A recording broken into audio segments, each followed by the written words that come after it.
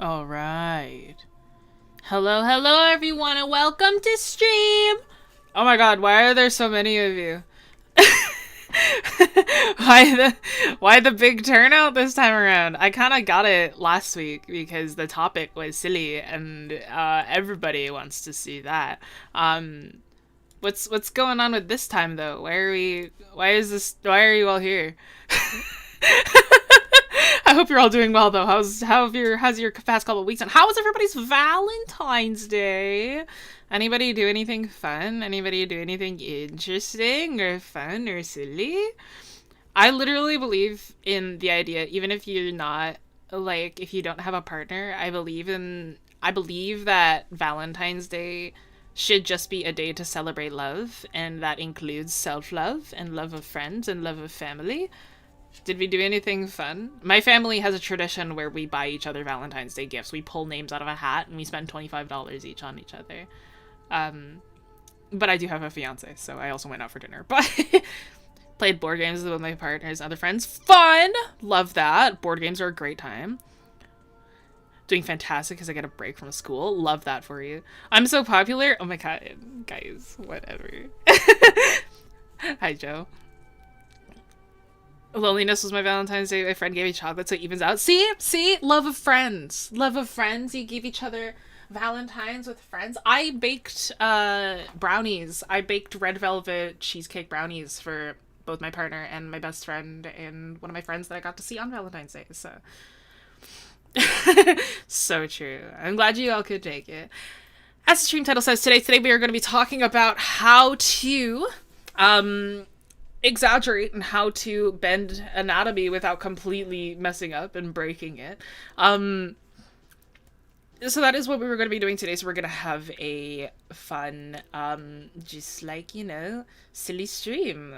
We're going to start with notes and everything like that, because it's going to be a slight lesson. It shouldn't take too long because it's actually a lot easier than you think to do something like this. We're going to start with a small lesson before we actually get into the demo today. But yes, if you're new here, don't know too much about us.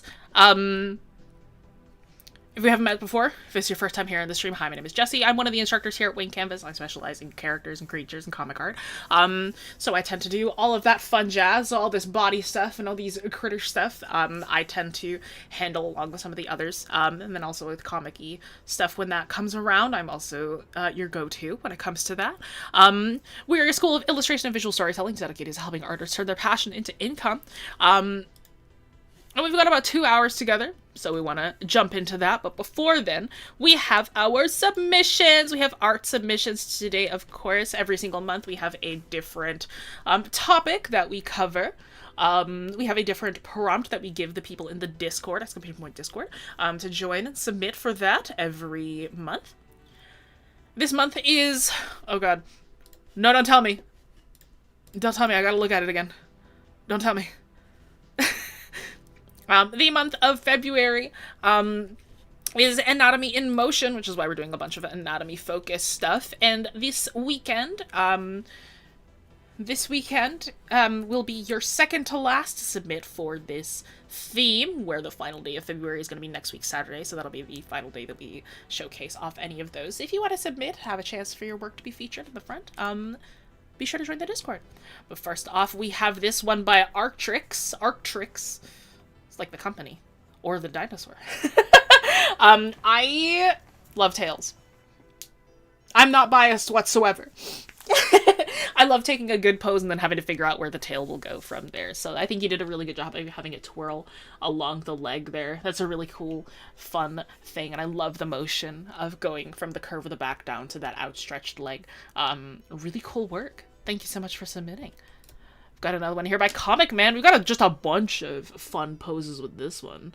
I got a lot more action-y stuff going on, a little more fantastical. I adore that top left one, the one where the hand is coming towards us. That anatomy is really cool. The forearm muscle that goes into the hand. That's really, really sick. Love that. Super cool stuff. Thank you so much for submitting. And then last but not least, we have Just Scribbling. I love drawing skateboarders, actually. They're some of my favorite poses to do, just because I think skateboarders are a lot of fun. The motion in these is really fun. We have one rollerblader, or one rollerblader. I rollerblade, so that's really cool. But I love these. I love the perspective. I love the folds on that top left one. Again, another top left one that's really nice. The folds on the top left one and the bottom right, both of those are really, really nice. The way that it hugs the calf is really cool. And the way that it's like, you've kept like a nice, like, I feel like I've seen those reference images before. Of the top left and the bottom right one. Oh my god, my fiance is in chat. I'm so sorry to interrupt. My fiance is in chat. Everybody say hi to Scarecrow Sketch. But yes, I feel like you did a really good job with capturing both the pose, but then keeping your own stylization. And that's the most important part in working with references. So, excellent work. Thank you so much for submitting. And thank you all for submitting to this streams. Thank you so much for submitting to the Discord. Again, !Discord if you want a chance for your work to be featured at the beginning of streams. And hang out with other people in there. Cool and epic. Amazing. Okay. Let's get into it, because I want to not spend forever on this one. On these notes. Another incentive for you to join the Discord, after these videos, after these streams are done, I always post my notes in the Discord for you guys. Why did my chat just disappear? Okay, there it goes. What was that? Okay, whatever. I always post my notes in the Discord after the fact for you guys to take a look at. Take a look at and download. So this is more incentive for you to join afterwards. The notes are worth it alone.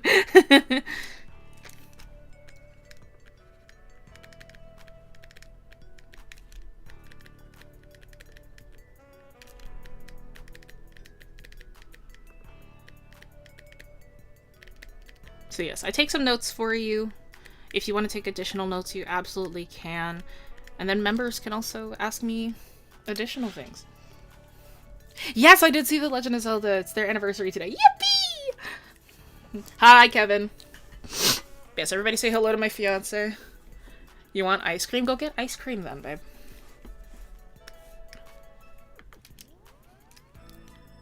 Oh my god, I'm literally so sorry, Evie. I think you texted in the middle of D&D. I completely forget if it's like, wait, when did you send this? Yesterday at 4 p.m. Oh, never mind. No, I was deep in work at that point. Send me another DM. I'll take a look at it afterwards. Just send me something else so that you're at the top of my list. And I just won't read it right now. Yeah. Just like say like hi or something so that you're at the top.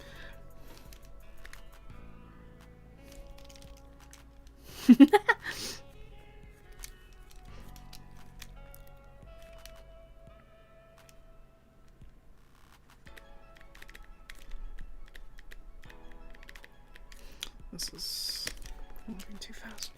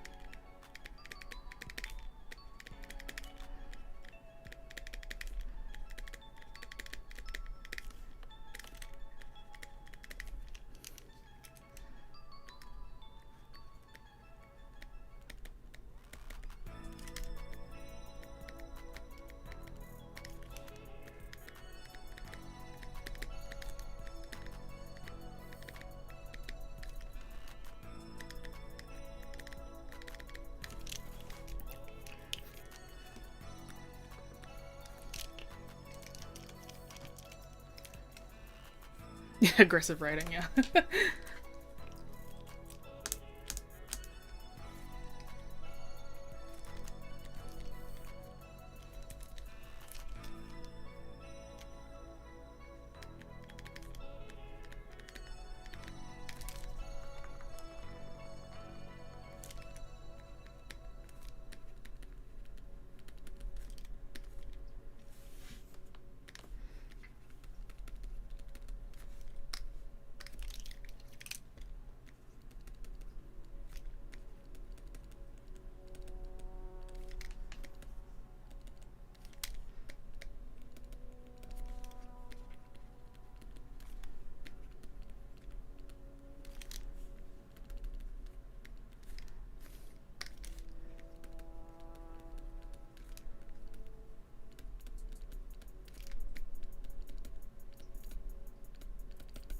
Okay?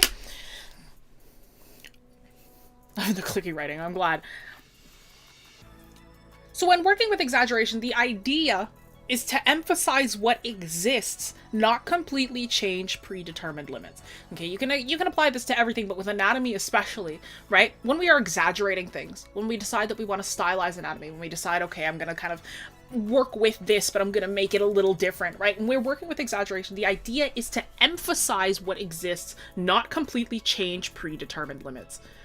Okay, all styles begin with realism, then shift away slowly with exaggeration and emphasis. So what I mean by not completely change your predetermined limits and emphasize what exists, right, is every person looks different, right? Every person looks a little bit different. Sorry, I'm standing because I need to make sure my body doesn't die.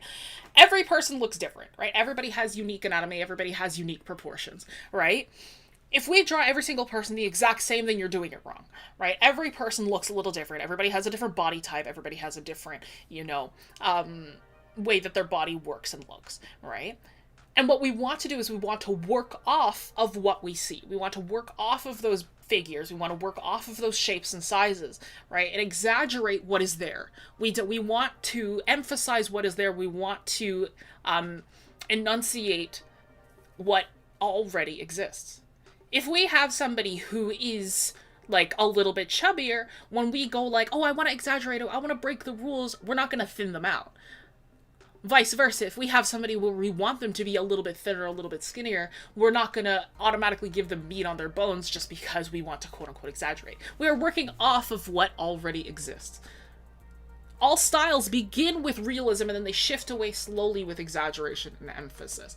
Stylization in general can be defined as choices, right? It is the choices that we make as we illustrate. It's the choices that we make as we work forwards, right?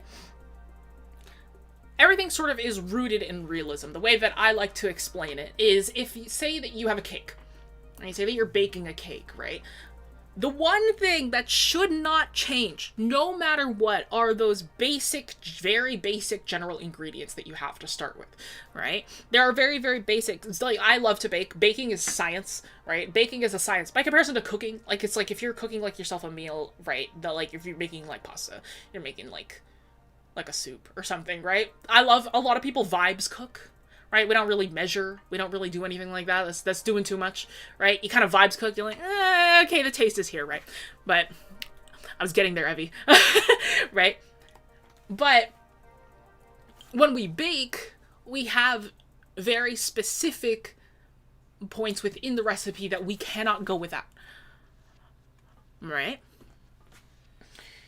When we're baking a cake, right? The very, very basic ingredients. We got flour, we got sugar, we got baking soda, we got a little bit of salt, we got egg, milk, right? Those like really basic starting ingredients. And there can be substitutes, but in that same way, it is still the thing. It is that scientific composition that starts out the cake. If you take out one of those initial ingredients, the cake's not going to do anything, right? Even if you substitute egg for, like, something else, even if you substitute milk for something else, it still has a general same scientific composition. You can think of those as, like, using and referencing different original masters, right? If somebody decides to use Loomis, the Loomis method to start off with drawing their heads to proportion, or if somebody uses, like, a different original, like mastery style to work with it. Maybe somebody decides that they want to, they go off of, like, Rembrandt's idea of shading, or somebody else decides that they want to go off of Sargent's way of shading, right? It's like, there's still very heavy realism.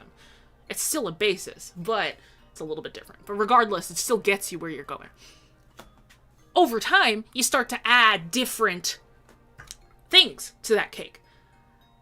Say you want a vanilla cake. You go, okay, well, I'm going to add, like, vanilla extract, and maybe or maybe if you're fancy, maybe if you're rich, you decide to do actual vanilla bean, right? And you add that in there, right? And then you go, you know what? Actually, I kind of want a funfetti cake, too. So then you add in some sprinkles, right? From the sprinkles.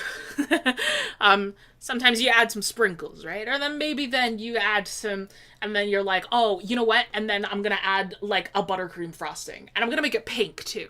And then I'm going to pipe on flowers. And then I'm going to blah, blah, blah, blah. Right? Right? So you can add different flavors. You can change different things. You can make them a little bit different. But at the very, very basis, it is still a cake. All right? You still got a cake. There are tons of different types of cakes, but you kind of start them off with the same, very similar ingredients. Art styles are exactly the same. Everything sort of starts with realism. Everything sort of starts with what we see in real life, and then we can slowly shift away from there as we choose to exaggerate different things and as we choose to make different decisions, right? So the same thing goes when we bend anatomy and exaggeration. The same thing happens when we decide to do that. Evie will kick you out of this stream. But regardless, right? We all kind of start with a very, very basic beginning, right? We all start with realism and then shift away slowly with exaggeration and emphasize. And a big thing is that we want to emphasize what already exists. Right, we want to emphasize what already exists, which is why when I tell people, if you're going to be working with a different body type, if you're going to be doing that, get pictures of those people, get pictures of those types of bodies and stuff like that, so then you know what it is that you want to emphasize. So you know what it is that you want to illustrate, and you know what it is that you want to work with, right? I do something before I do something before stream just to kind of give like an example of that, right? Because I don't want to take forever with this. Right, so we'll take Cricket, because I really love Cricket. Cricket is a little bit chubbier. When I was, like, designing Cricket, I wanted them to have, like, a body type similar to mine, in that way. So a big thing with Cricket, we've got one that's a little more, little less stylized, one that's a little more. Yes, Kevin. Never knew! Oh, my mother is not here today. She has gone somewhere else today, so there will be no Tim's delivery today.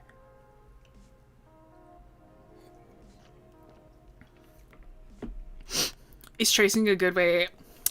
Hello, Kidward. Is tracing a good way to learn anatomy or just drawing and then comparing to the reference? To learn anatomy, I wouldn't trace, personally. It is much better to observe and, like, focus on the curves and then draw to the sides. Like, use a reference and then draw to the side and stuff like that, right? Like, I wouldn't trace, personally. It's just, it wouldn't really help you. It's like, you're kind of just tracing, and then it's like, and then what, right? I would much, I find that it's like, I'm not against tracing in some instances, but I find that, like, in order to learn body types, it's much better if you, like, sort of, like, properly observe and properly take in the forms that are happening in front of you, you know? Yeah, so Cricket has 10 eyes. they've got eyes all along the horns here. But yeah, so Cricket is a bit chubbier. Cricket is a mid-sized character, so I wanted, like, a body type that has more of those curve emphasis, right? So big things that are important to me when drawing Cricket is they have a larger, sort of, like, flabbier upper arm section, right? It tapers down more by comparison to somebody who's more muscular and more fit. We have wider hips, so they have a wider, curvier, sort of, like, hip size, and then they have, like, stomach pouch, right? They've got a larger, sort of, like, stomach size here, and then also just the curve of the legs themselves. It's like, I want that sort of, like, shape to, like, continue as we move forwards, right? And that is, like, the important thing that I want to emphasize about this body type. So when I go and do something a little simpler, and I'm like, okay, it's like, I'm gonna, like, kind of bend some rules, I'm gonna simplify down. A big thing with exaggeration is its simplification, right? It is taking this original, more, like, maybe realistic approach of a body, or it's taking this more realistic approach of a figure, and then you are simplifying it down, or you are, making it a little bit weirder, maybe, or you're adding curves that don't necessarily exist, or, like, you're handling it just a little bit different. Not curves that don't exist, but you're handling it a little different, right? So in this case, with me simplifying it down, I'm lessening the amount of muscle definition that I'm doing in here, but again, I am keeping this general curve of the leg that's happening here. I'm keeping in that belly pouch, I'm keeping in the upper, more tapered sort of arm shape, right? The important stuff, right? That keeps this body type the same, right? We are making sure that the character is still staying true to that original form that they took, but We're simplifying it down. The things that are not important, right? It's like the shape of the foot. I'm like, this, you could still tell this is a foot, right? And like, you can still tell it's like we got 5 toes. It's kind of paw-like, but it's a toe. It's a foot, right? Same thing with the hand, right? It's a little more mitten-like. Cricket's hands are a little bit small. I'm like, I draw Cricket's hands purposely kind of small. So I draw their hands even more mitten-like off to the side there. I get rid of the nose entirely. I keep the rounder shape of the head. I round out the ears a little bit more, round out the horns, right? Right? But at the very least, at the very, very basis of it, we still have that same curve of the body. We still have that same general overall silhouette, right? And that's the important part. We could exaggerate more. It's like I could draw it in different ways where it's even simpler than this. And then it's like the biggest thing that you might want to take away is just the overall silhouette of the body. Cricket themselves has more of like a pear-shaped body. So if I was to simplify them even more, like it's like if I was to really like...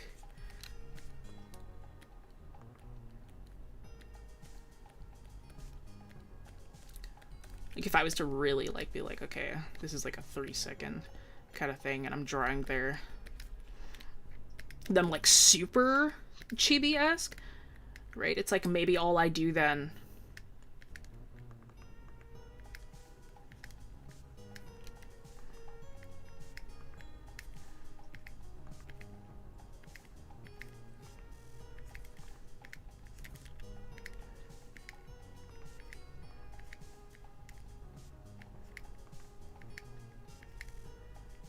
is something like that, right? And then it's like...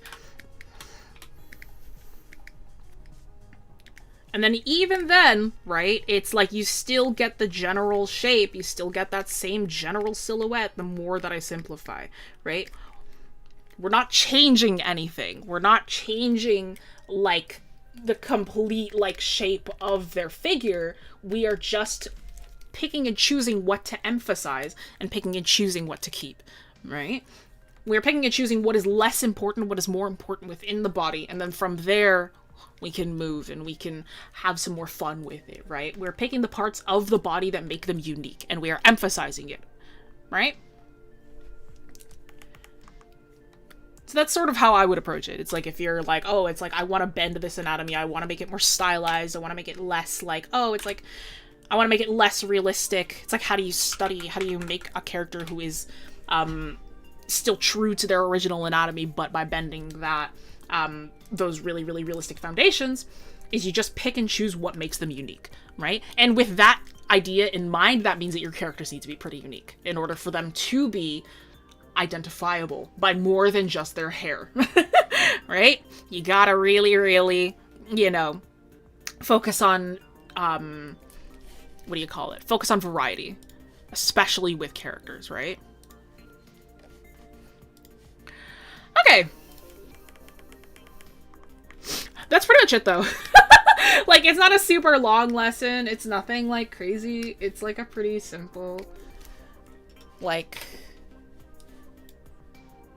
not too nutso lesson, in my mind. There isn't too much to it. It just takes a lot of practice from there.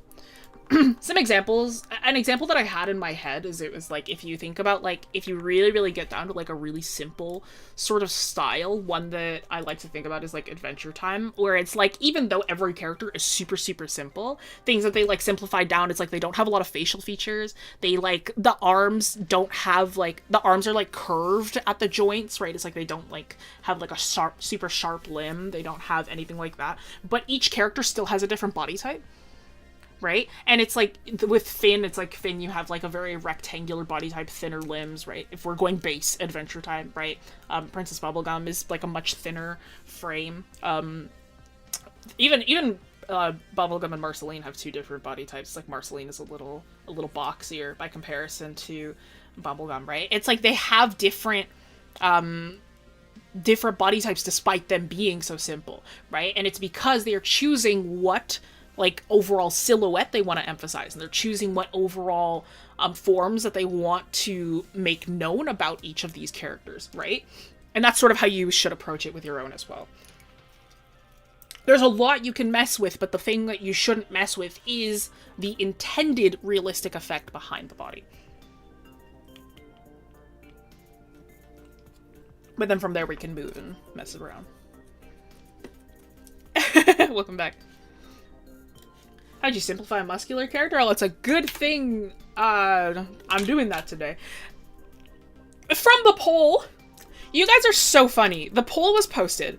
I asked for which one of my characters am I going to draw today? Is it going to be Corn? Is it going to be Lonnie? Is it going to be Cricket? One of those three. I posted all three of them. Cricket and Corn were tied at 35 each. Lonnie was 30. That is so funny to me. I have never seen a poll this equal before. I have never seen a poll where it was this, like, at the races. For a little bit, Lonnie was winning. Like, she had, I think, like, 36, and Cricket was at 34, and the Corn was at 31. Something like that, right? Or it was, like, 33, 31. Something like that, right? Like, it would make, like, a solid 100, right? So they're all super, super equal. So for everybody here, I'm going to be drawing all three, because I feel like that's only fair, with all three of them being super, super equal to each one. Because I think that's really funny. It's going to be 33% each. What are you guys doing? It's hard to pick between Corn and Cricket. No, that's fair. Oh no, I have to draw all three. No, I'm literally so excited to draw all three. And this is a big and this is a good thing, because I think this is a good way to show off how I would exaggerate each kind of body. With this, I'm going to be working with a slightly different style. I'm going to be working... Yeah, I'm going to be working in a slightly different style, one that's a little bit simpler, just so then you guys can see how I would simplify down each body type. And, like, how I would mess around with that kind of anatomy. I am once again going to be doing a beach scene, just because it is easier to show off a body when you are not wearing a lot. So, it's easier to sort of do, like, a more beachy kind of scene with that.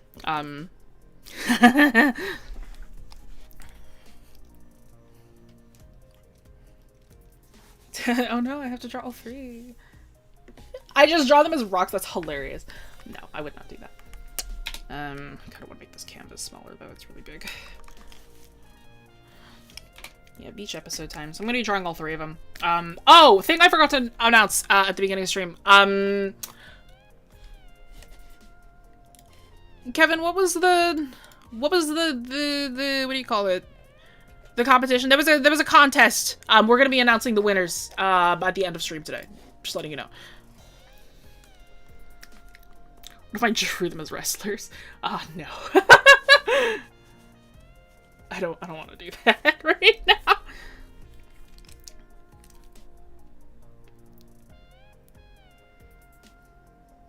Oh yeah, Valentine's contest. Yeah, you have to the end of stream to submit your shout out for a chance to win. Yeah. I think so you win a one-on-one with whatever instructor you shout out. So enter for that, for a chance to win epically.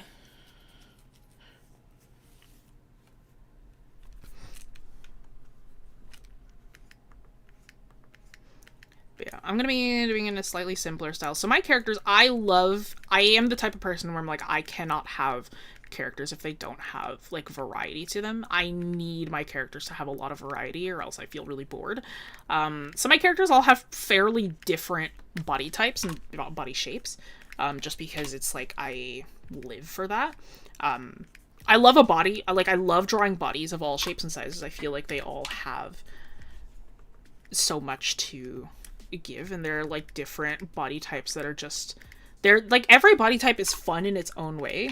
And I'm like, I am always very, like, every time that I see, like, somebody who has, like, a lineup of characters and they all look they're, like, the exact same shape, I get really bored. I'm like, I want to see, like, especially D&D players. I'm like, if you have all of your D&D characters and they look exactly the same, I'm literally so bored with you. Like, I'm like, I love variety. I love, like, changes in what characters look like. And it's like, there are so many different ways to add variety to, like, a body. You know?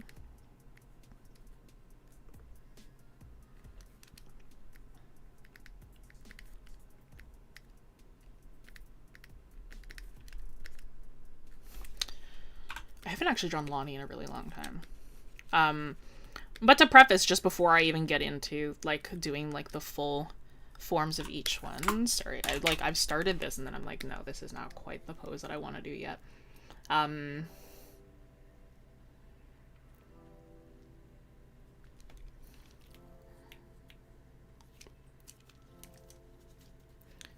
You don't need 6 elf characters with different classes. Exactly, bro. I have never played the same species twice. Like, I really, like, love... I have technically 2 tieflings, but I didn't play the first one. So she was just kind of sitting there, and I'm like, well, I guess she's just gonna continue sitting there. But I am like, I refuse to play the same species twice. What if they're a whole family? That is literally no excuse. Cricket, Kingsley, and Sunny are all of my family characters. Kingsley was a previous character of mine that I had back. He was my warlock human. He's my warlock human that I designed forever ago, and Sunny, his eldritch deity patron, was his partner, his wife. And Sunny, they were like this huge, like, entity. And I mean, Cricket and Kingsley look pretty similar, but yeah, families come in all shapes and sizes, literally. What, are all 6 of them twins? Lame. You can have twins, though. But even with twins, my partner's character, one of my partner has a character who is a twin, and even those two look super different in their own way. Like, they have, like, they were identical twins, but then Selleck went through something, and now they don't look that alike anymore. But they had the same hair, the same... If they are all exact twins, even twins have differences. They have slight, subtle differences. Even identical twins.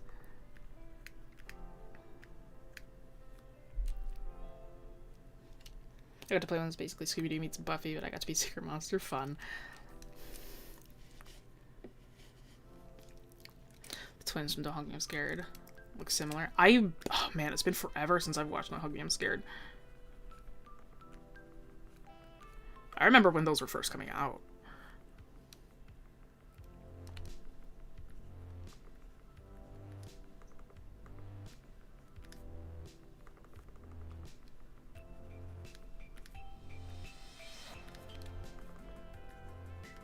But yeah, I believe in variety. I feel like everybody should have more variety within their characters. Death to conventional attractiveness. Everybody's attractive. Conventions are for the weak anyway.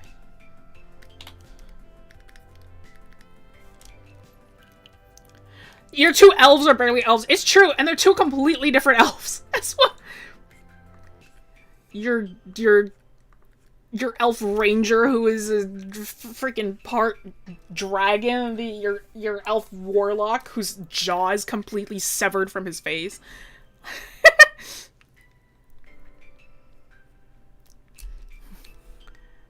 I hate conventional rules, is my thing. Hello.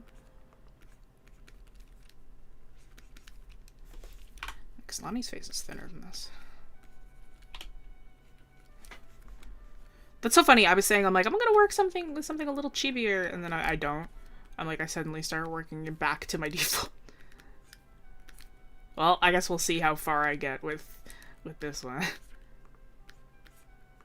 Lonnie's also fun too, because it's like she's a robot, so it's like she's like based on a doll, so it's like all her joints are showing constantly. Lonnie is my thinnest. She's meant to be my most conventionally attractive character. Is like she was sculpted to be like drawn perfection is what it is. So it's like her whole body type idea was that it was like she was meant to be like unattainable. Is like her body type was meant to set unrealistic beauty standards was the whole thing. Fish playing with the stream. Realistically, I'm probably just gonna, like, if I'm sticking with, like, this, I'm probably gonna just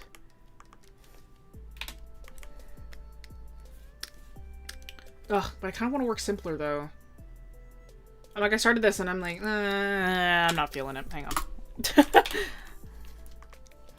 Let's work even simpler. Let's get really chibi with it. I'm slowing down, and that's the problem. It's like, I shouldn't slow down too much, because if I do, then it's like... The angles for the background, now I'm keeping it just head on.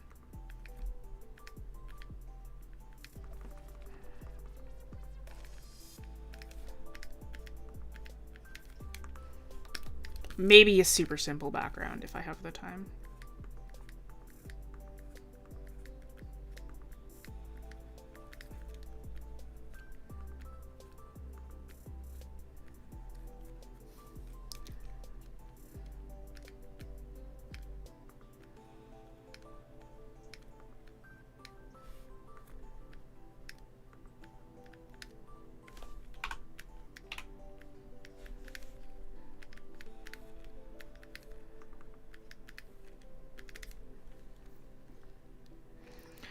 I've also never watched Buffy nor Supernatural.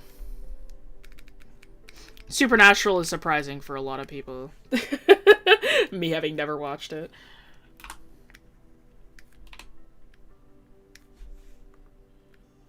Buffy, however, was before my time, I believe. Remember who you are? No, literally. It's also like, if I slow down too much, then it's like I lose movement, and it's like, it doesn't feel as good anymore. Yeah, I've never watched Supernatural, never watched Doctor Who, was never part of those cultural influences. They were not something I was part of.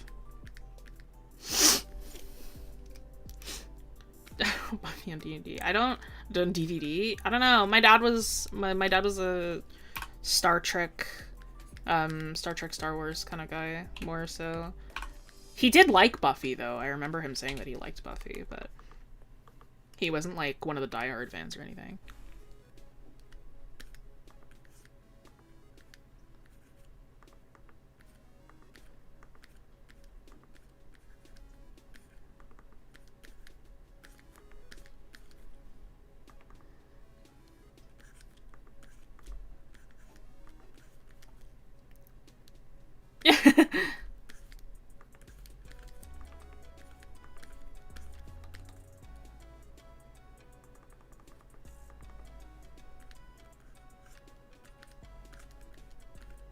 Yeah, no, before my time. I never watched Buffy. And Supernatural, I just wasn't part of that era. I had a lot of friends who were, though, but it was just not what I watched.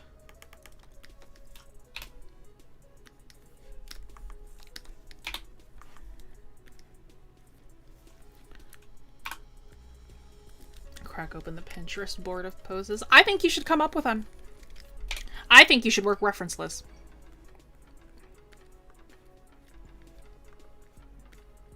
As a challenge.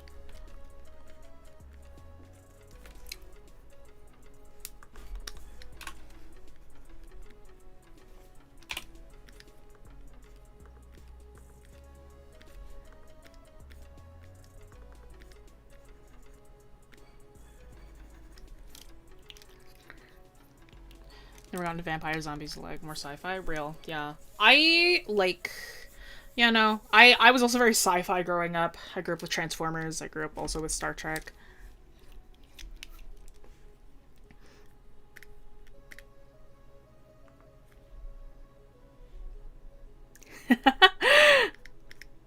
No, I'm replying to Troll Fox. You should always work with references, but if you're cracking open Pinterest every single time you want to draw a pose, it's time to come up with something.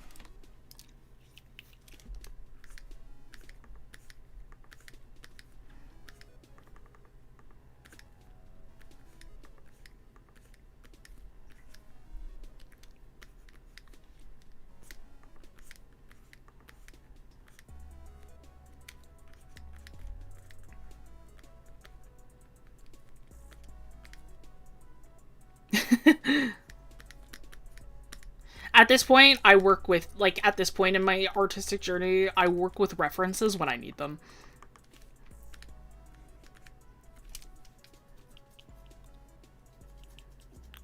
Fair enough. In that case, then, perhaps do a study instead of just copying poses. Like, study specific points of anatomy instead of being like, I'm gonna crack open, I'm gonna, like, look at just this pose and I'm gonna copy it.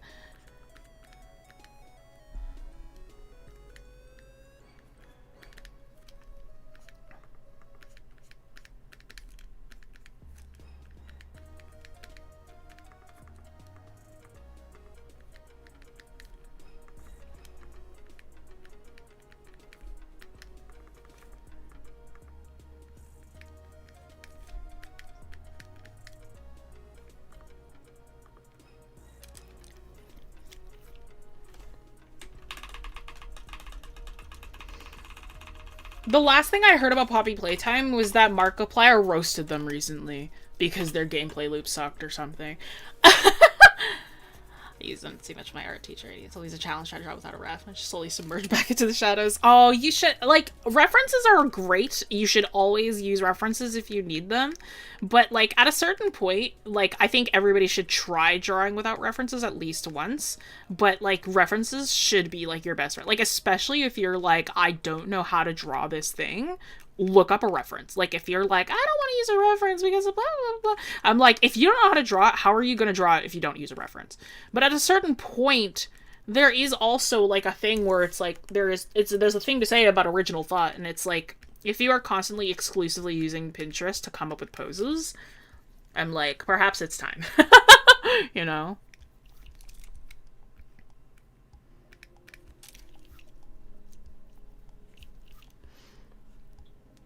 Yeah, drawing from the imagination, like, at a certain point as well, it's like drawing from imagination helps a ton.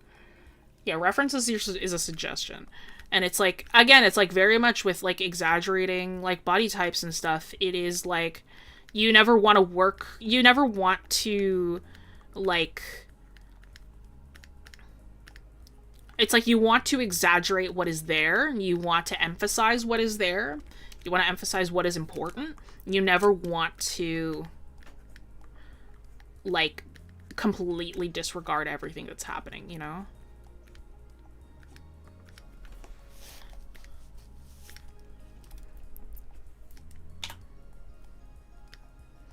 No, I get that. Okay. Just knowing our audience, maybe this will annoy some people. I think Poppy Playtime has always been severely boring.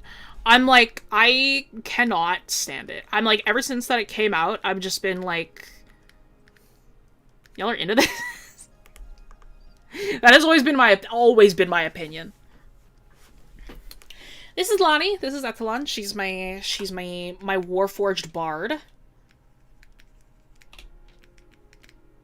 She's my Warforged bard, where if she reaches low enough HP, then I have to switch character sheets and she becomes a barbarian. And we stan her, of course.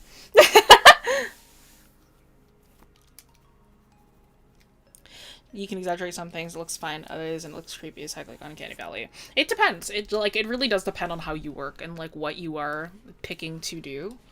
Like, picking and choosing. And it's, like, some of it is just, like, experimenting.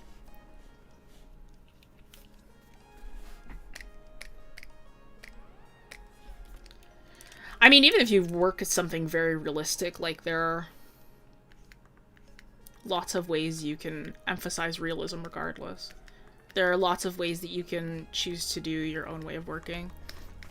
Normally, I have a very, like,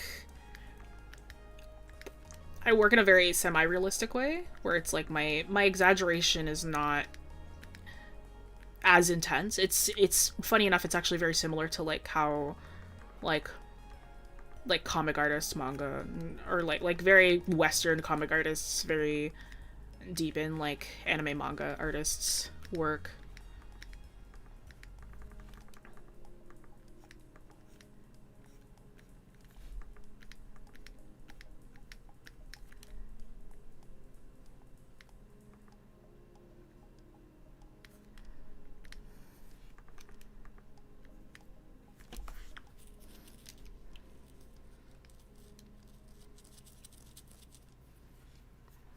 Watch Game 3. Poppy Playtime pops up every 3 months. Yeah.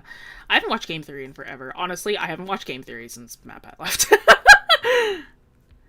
Like, there's nothing wrong with the current guy. I'm just like, I don't know. I also got older. I'm like, it's just no longer my content that I consume anymore. Funny enough, I went from watching a lot of, like, gameplay and stuff like that to, like, especially when I was younger, I watched a lot of playthroughs and stuff. I went back to watching Smosh. Like specifically, I've been watching, like, their second channel, like Smosh Pit, where it's like less skits and it's more like them just doing stuff. I love their Reading Reddit Stories podcast. Like, I listen to that all the time. I watch the videos specifically because I like watching their physical reactions and things. But like,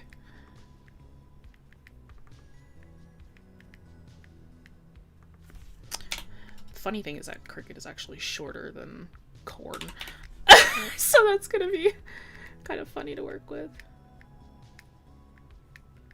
Not by much, but they are shorter.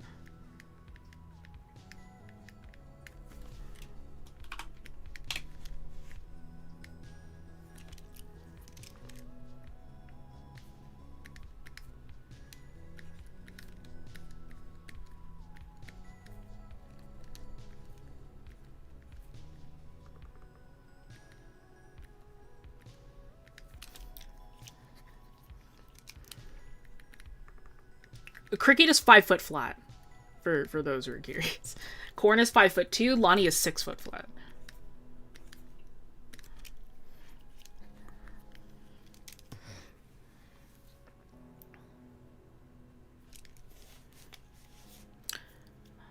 I used to watch the Try Not to Laughs a lot more. I feel like now I'm like, I just like listening to them talk about subjects.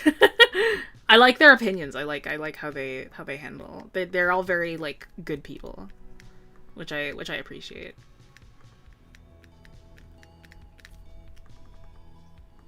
A Warforged is a robot. It's a D&D robot. So those, like, joints that I have drawn on her, like these, I'm keeping those in. She has her joints are physical. She looks like a doll. Is her whole thing. We're just taller than you, LOL.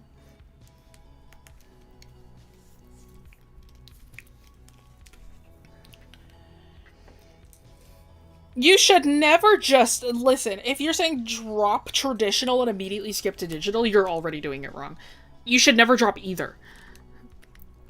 If you are learning digital work, keeping up traditional is the best thing you can do. If you are like, oh, like, if I, like, should I just skip immediately to this thing? Never. You should always do both.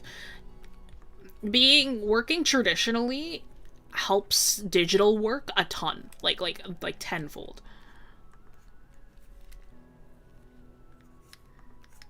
Trust me. As somebody who works both digitally and traditionally, I grew up working traditionally, right? And, like, now as an adult, I'm like, I wish I could do traditional work more frequently. Really, I guess I do it frequently just because I'm learning tattooing. But, like, you should never just drop one. They teach you about things in tandem.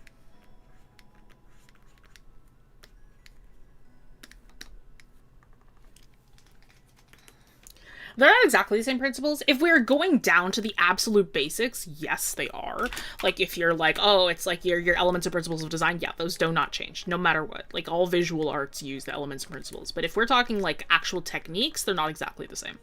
Like, obviously, digital has different... It's like, even within traditional work, right, you're not going to use the exact same principles that you did for painting as you are for, like, sketching, right? It's like they're two different mediums. But in terms of, like, actual, like, theory and, like, drawing techniques and stuff, yeah, it's the same. But learning how to handle multiple mediums teaches you about the other. You should never just drop one.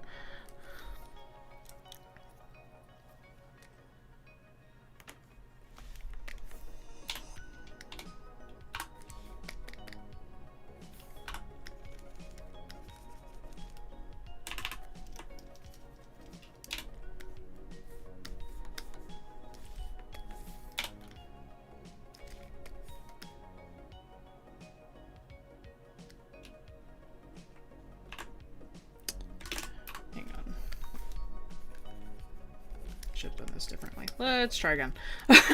Damn, I cannot do poses today, apparently. Yeah, oil is different from charcoal.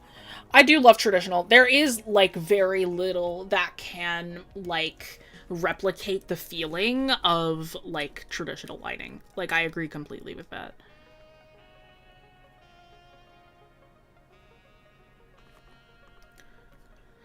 Wings, yes. Capes, no.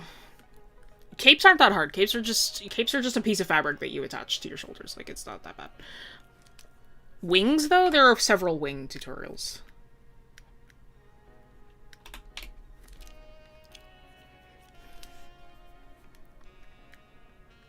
Yeah, sculpting helps with anatomy a ton.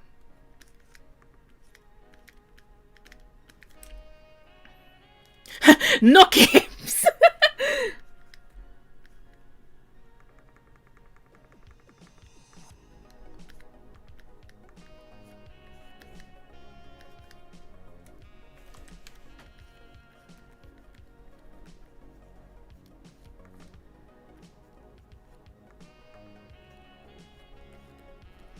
I've been playing Slime Rancher 2 recently, and I'm like, I didn't get it on release, but I'm like, I'm playing it now, and I'm like, I keep on thinking, I'm like, I just want to play Slime Rancher.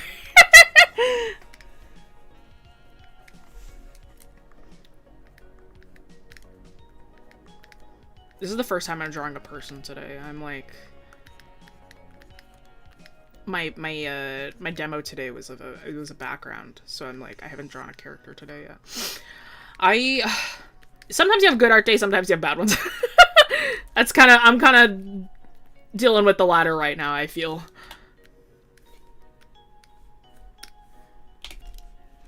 Yeah, no warm up. I don't really warm up usually anyway, but this is in fact warm up list. Sometimes you just have bad art days too, like I'm just not feeling it today, I guess.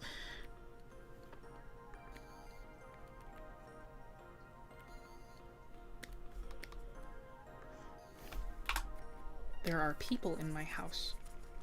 I can hear them.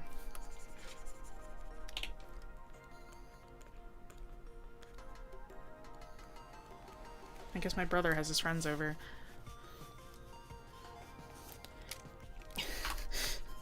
Don't lie to them! Just because I did class does not mean I'm warmed up. But yes, I did have class right before this. I did teach a class.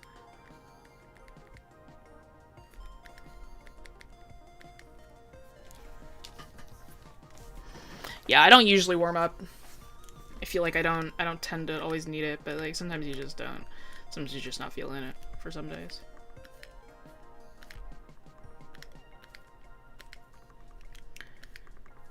You want to know a pet peeve of mine? You want to know an art pet peeve of mine? When I see somebody who designs a character and they have a big tail, like I'm not like a fluffy tail, a big tail that is like, it's like a snake's tail, like a big honking tail, and then they give them a really tiny body type. I hate that.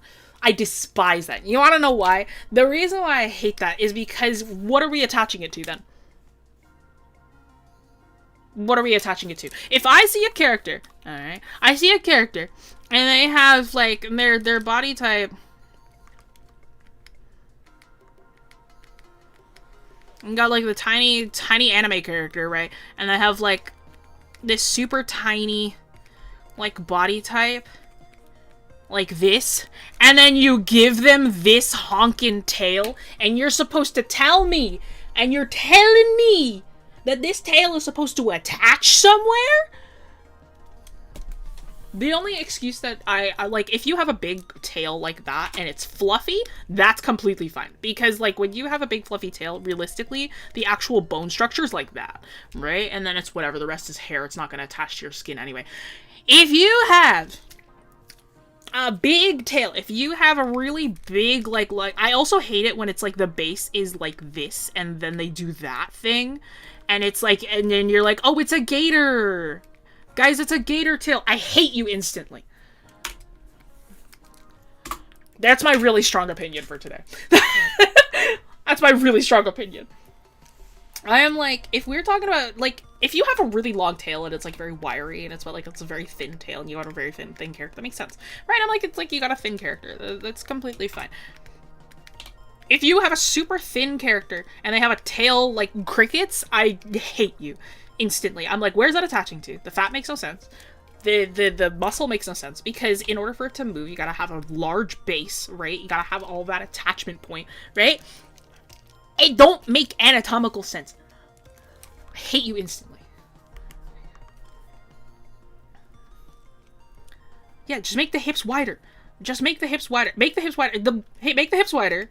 Make the waist wider, right? Because it's like, realistically, when you have that attachment point, if we're talking back here, right? I was like, let's draw a butt real quick. If we have like the character, right, and we're dealing with something like this, right? A tail should rest right before the buttocks, right? If we have like a butt, if we have butt going on here, right? If we're dealing with this, we have like our lumbar spine right here, and then we have the sacrum, and then the coccyx. And the coccyx is your tailbone, right? And the tailbone rests right there. So the tail should come out right before the like curve of the butt, right? If you have a really big tail, you gotta like, it's gotta like take up a good chunk of that section, right? And you have to have it be wider, because it's like, if we have the bone here, then you have to have the muscle attachment to the rest of the body as well, right? And I'm like, if you have then this, you got like a tiny character, right? If we're doing like a smaller body type, oopsies. If we're doing like a smaller body type, right? We've got this thinner character kind of going on here, right? And then you decide, oh, I'm gonna make the tail attachment like this, and then it's gonna be like that. I hate you. Cause where is that muscle going? This muscle is not going anywhere. Or even if it's like, I see some people where they put it all the way up here, and then they do that, and I'm like, no, that also doesn't work. And like, if you're gonna have that, it's like you can have it a little higher on the body, like that, because then it's like, if you're gonna have it higher on the body up here, you gotta bring it down lower too. Because like, if that's where the bone attachment is going, then it has to do that. This is how cricket's tail works. So it's like, it goes down into the butt like this, and then it's like, it's higher up on the back because it needs to distribute that muscle on both ends. Just letting you know. Yeah, big tail equals big bones and attachment point to support it. And I hate it when it does this magic too. Like, I'm like, you're telling me, and like, it starts off with this super thin attachment point. I'm like, geckos kind of have this, but it's like, it's all fatty back here. And it's like, realistically, the majority of the muscle is like within that thin section, right? If you're sitting there, do not start me on hip wings. Don't you dare start me on hip wings. Don't start me there. Do not get me started on hip wings. Oh my lord, I hate hip wings, bro. Do not.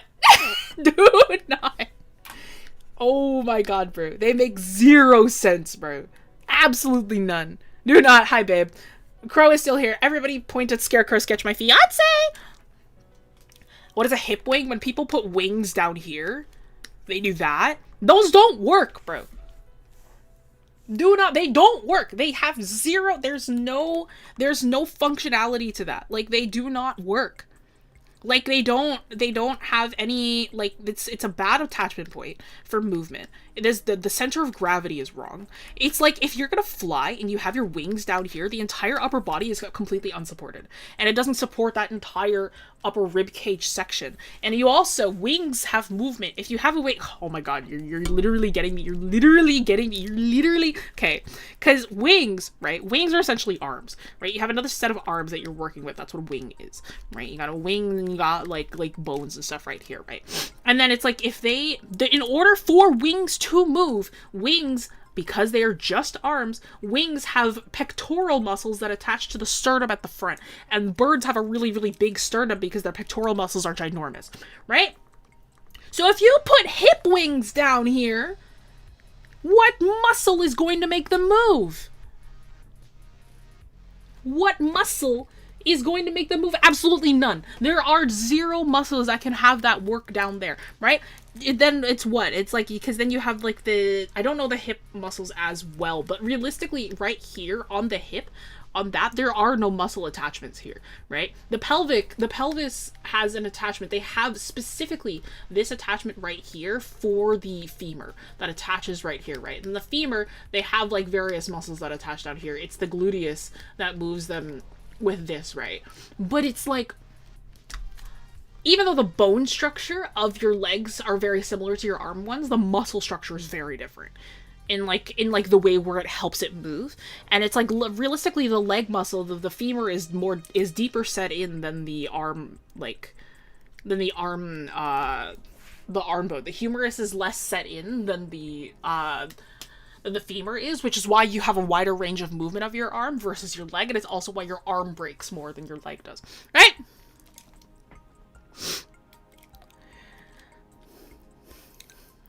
I despise you. I despise hip wings. Alright? I hate it. When wings attached to the lumbar muscles? What do you mean lumbar muscles? There's just one. It's like the lats. The latissimus dorsi is the back here. Is what is attaching here. If we're talking lumbar is the back. Lumbar is the back. That's the latissimus dorsi. That's the back here. The lats. Your lats back here. Your lats. Your traps up on top. Right. That's not that movement. That just controls your sideways movement. Like, it helps you bend and whatnot. Like, that doesn't control any sort of like limb movement whatsoever. Ugh. Your love handle muscles are your obliques. Those are your external obliques.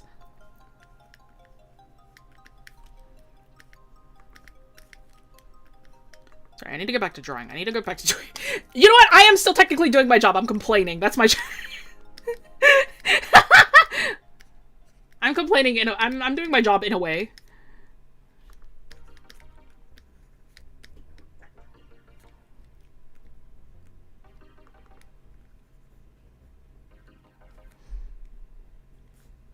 Hi, Quinn.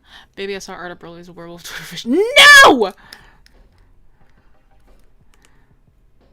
I'll find it. It's probably on my timeline. Knowing me, it's probably on my timeline.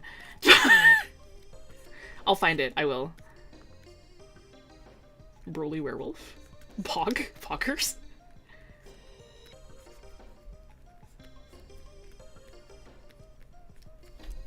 Hi, Quinn. How are you? Do you hate bats? No, I love bats.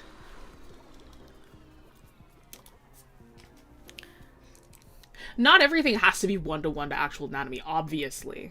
Of course. These are just my personal opinions because it is, like, it bothers me when the movement just makes zero sense.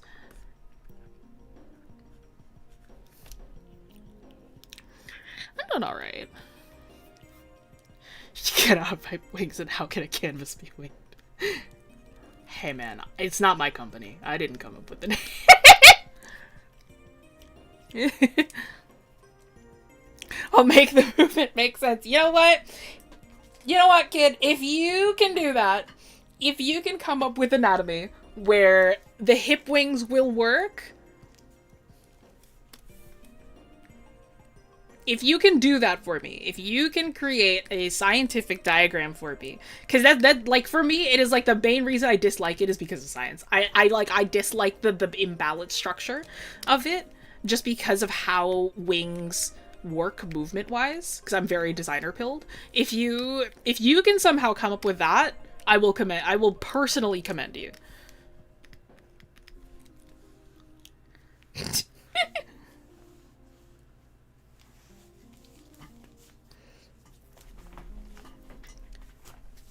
Science ruined your creativity. Hey man, sometimes it's just like, listen, sometimes there are just like things where like you just choose to do something for the sake of like it like being a design that you enjoy, and that is completely fine. I am completely okay with that. But at that same point, if you are doing something based on just personal opinion, other people are allowed to have opinions about that opinion, right?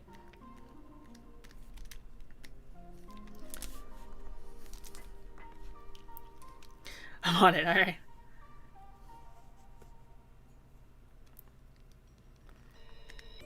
It hip wings with a tail. That you're literally rage baiting me right now.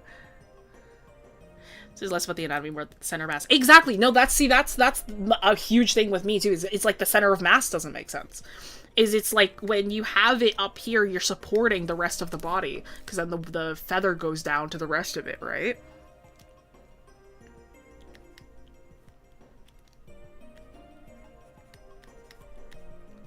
It's like the fact that like the center of mass is like brought down, like it's all the way down here. It's like the way that it lifts just does not make sense. I cannot stand it. It's like, it just doesn't feel balanced. It doesn't feel like, to me, it's like, that's the kind of design where I'm just like, to me, it just doesn't feel fun. Like, it doesn't bring me joy in any way. If you have hip wings, can't you just have really long legs? I mean, if that's what you want to do, go for it, I guess.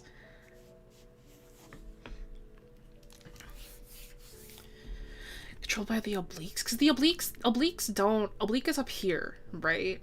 The oblique is similar to the muscle of the trapezius up here, right? It's like, think of it as like a shoulder muscle. So that's not really, it controls in some way, but realistically the oblique is controlling the waist right here. The hips. Or the hips right here. Right? If you want, like, muscle structure that mimics the arms, because again, realistically, wings are arms in a way. The muscle structure that is similar to the arms is the legs, right? Leg structure is similar to that. If you were doing hip wings, it's like, if you wanted to attach bone-wise, it's like bringing them up here, there's nothing for them to attach to up here either. There's no girdle, there's no, because like we usually, when you do forearms, it's like the way that I tend to like suggest is either you stack, quote unquote, 2 rib cages on top of each other, or you have 2 sets of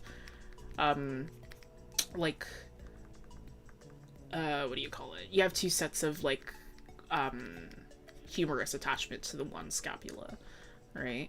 And it's like, it's that kind of way of working. And then it's, so like, if you have the pelvis, a big thing with the pelvis is that they have very, very deep inset cups right here into the pelvic structure. So it's like, and there isn't a lot of wiggle room because these are this is like one very, no, technically it's 2 pieces because you have the sacrum back here. It's 2 very specific pieces by comparison to the shoulder girdle it's 4. So you have 2 pieces for the clavicle and then 2 pieces for the shoulder blades. The pelvis is just 2 big pieces. You have the, shoot, what do you call it? The iliac crests and like these 2 big, huge things. So there's a lot less wiggle room for there to be more structure added on. So it's like, it's difficult regardless. It's like having that work out in that way, you know? Listen, you can totally do that. If you're choosing that, I'd like, listen, these are, everything that I'm saying, right, I'm gonna say this right now, okay? Everything that I am saying is opinion at the end of the day, right? These are choices that I dislike. These are choices that I personally dislike from things. There are some times when I make decisions about, like, design work that don't really make a lot of sense, right? Corrin's anatomy, if I'll draw him in a second. Corrin's anatomy, realistically, his toes don't make a lot of sense. His center of mass with, like, the anatomy that he has, right? I gave him very small feet, and realistically, weighting-wise, that doesn't work either, right? It is very much like he has a very exaggerated anatomy in that way. His forearms are also very large. I give him very large, almost like gorilla-like anatomy in the way where it's like his forearms are very large by comparison. He's a very top-heavy design, right? And again, it's like, that is like personal choice that I have done too, right? So, like, you can have these choices. I'm not saying that you can't do them ever, right? That is my thing. I am not saying that you can't do them ever. If you want to do them, you absolutely can. If that is, like, a choice. Me too, Quinn. Thank you for the $2 donut. If you choose to do these things, you are allowed to, right? I'm not the police. I'm not the cops, right? I don't care. At the end of the day, I do not care, right? I have strong opinions about them, but at the end of the day, you have free will, and that is not something that I can take from you. Everything that you learn from somebody, you can take with a grain of salt. But that being said, again, I hate hip wings.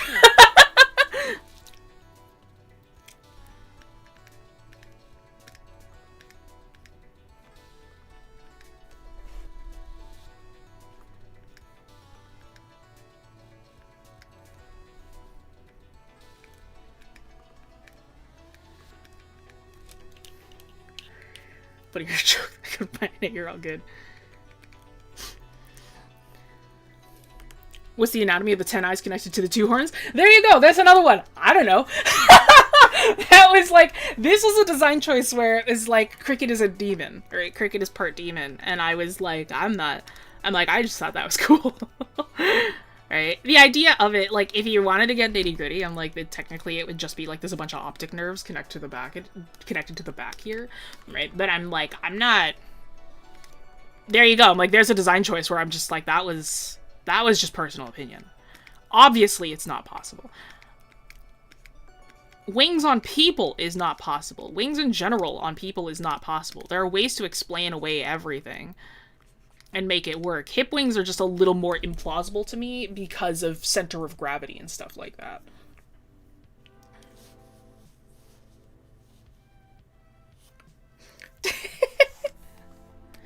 You must also understand that this is social media, and if I don't have strong opinions, then apparently I'm boring. So like I have to keep up this character for you guys so that I can keep up engagement. And clearly it's working because we've got 92 viewers right now.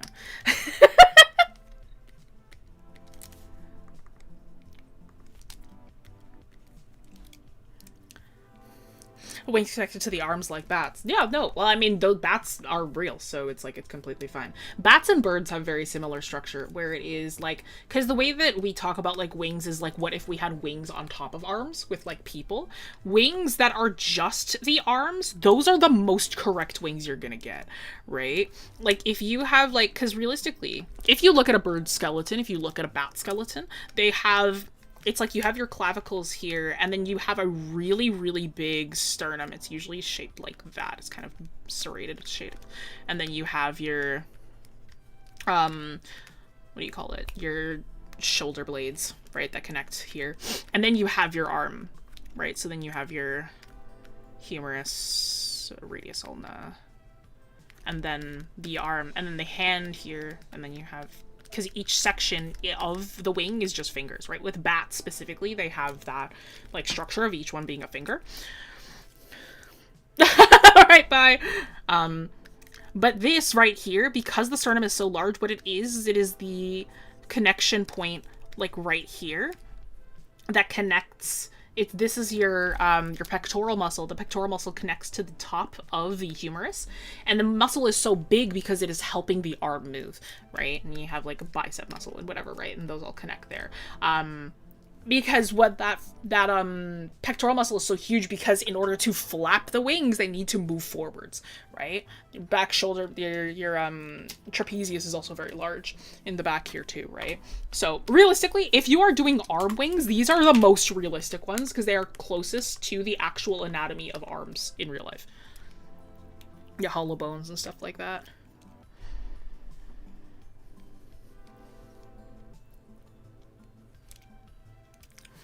Where, you know, 2 sets of eyes act as normal eyes, the rest act as light receptors, similar to ants, spiders, other insect. Cricket is similar to like an insect-like demon. Cricket is actually based on Baphomet. Cricket's entire design language is based on both like the shepherd, like depictions of like Christ, and like Baphomet, the goat demon. I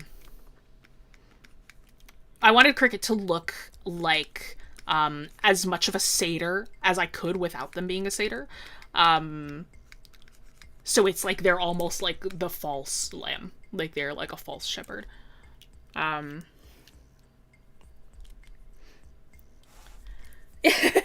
Yeah, no, listen. Again, everybody's got opinions, and it's like, subscribe for more cool Jesse opinions, yeah.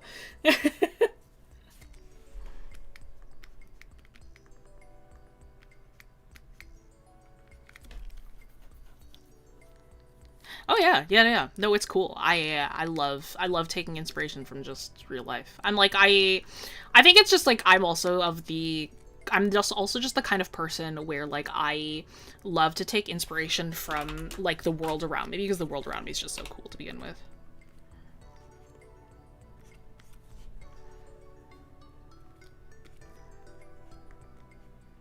Yeah, Corrin's anatomy is very, very exaggerated. Like it is not super realistic in the way that I handle it.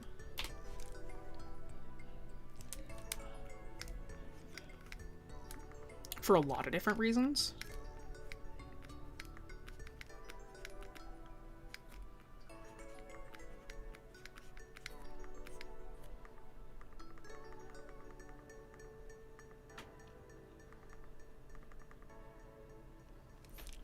It was like with Corn as well when I was designing him over time as well. It was like him versus the other Dragonborn that I designed. I kind of like accepted the fact over time that he's like the toothless of my Dragonborn, where it was like the others are like very, very like high realism kind of like dragon characters, and Corn is very like smooth and a little cuter and that kind of thing.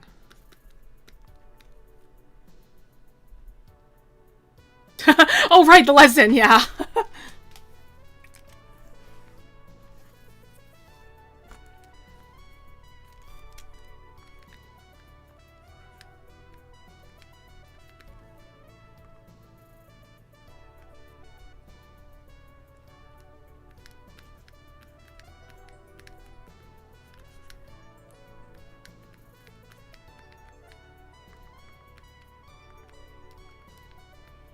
Yeah, because Corn's feet are very, very small. It's like they're almost like deer like, goat like in a way. I love working with goats apparently. I love working with with goat anatomy.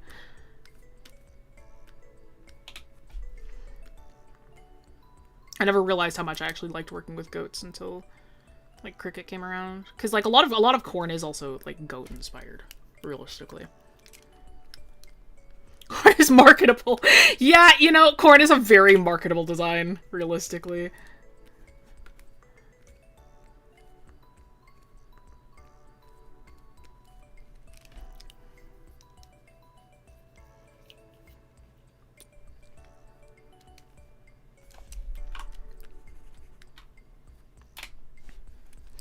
So the length from the top of the head to the shoulders is the same for the torso and the hips.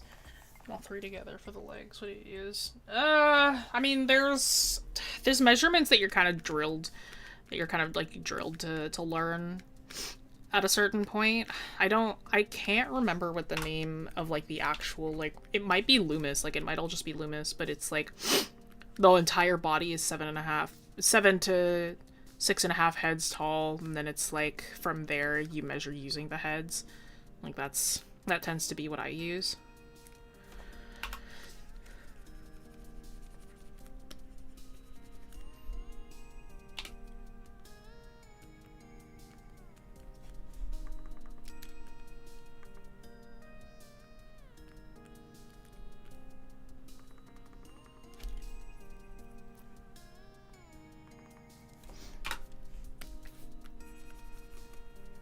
Yeah, I can't draw today, apparently.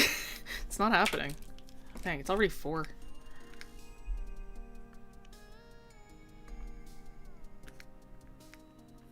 Joe, thank you for the $25 dono. Oh, more than usual. Thank you so much. What's the occasion?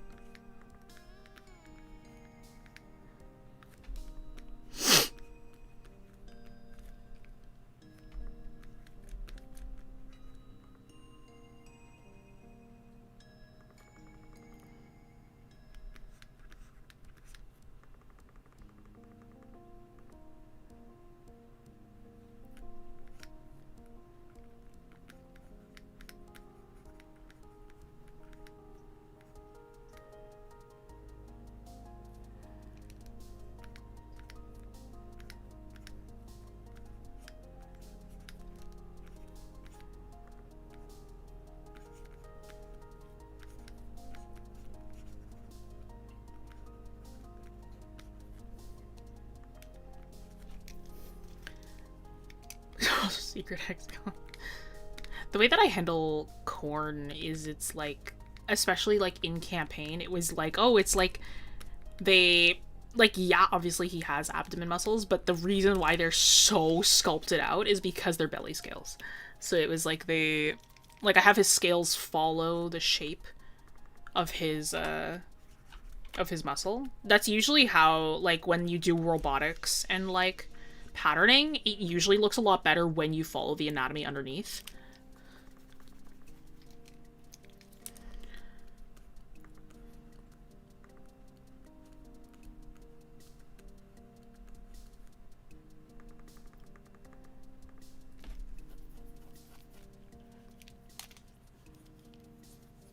Oh, hi Paula. Welcome in.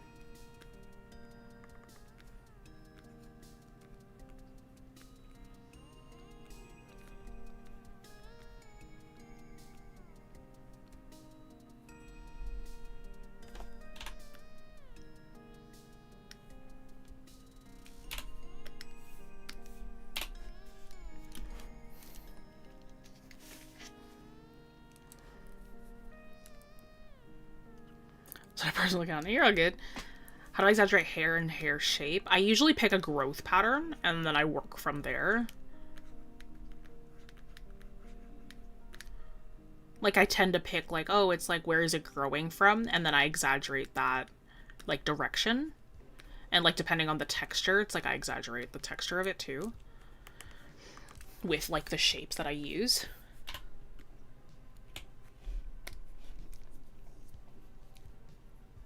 No, he does not.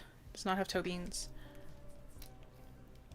What I miss? You missed the notes. You missed the notes section. You missed a long string of my anatomy opinions. And, like, fantasy anatomy that I dislike.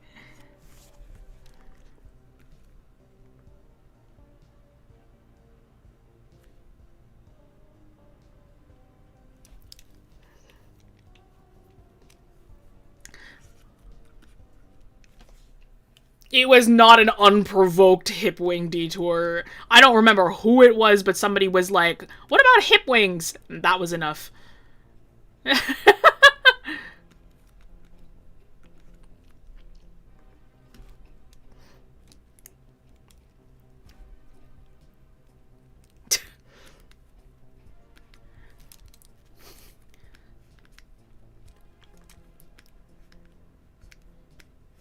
For context, chat, Evie loves using hip wings. Evianon in chat loves using hip wings. It was, I think, one of the first things I learned about her and her work. And it's like one of the things that we very heavily disagree on. Oh, you do like them, though. You use them very frequently. And I'm like, it was one of the few things that we disagreed on very strongly at the beginning.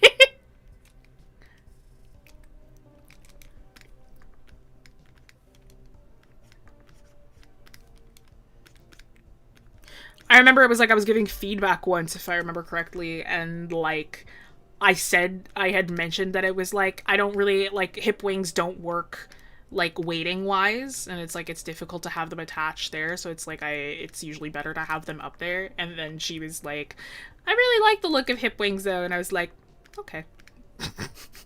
You may do what you wish then. Yeah, one of your first classes with me, yeah. It was funny. Okay. Some people just have choices they make, and like that's completely fine. We are allowed to disagree with certain design choices. It's like a lot of designers nowadays really dislike scars through the eyes. Because it's just so overdone to the point where it's like it no longer feels original, no longer feels interesting. Because of just how much people do it.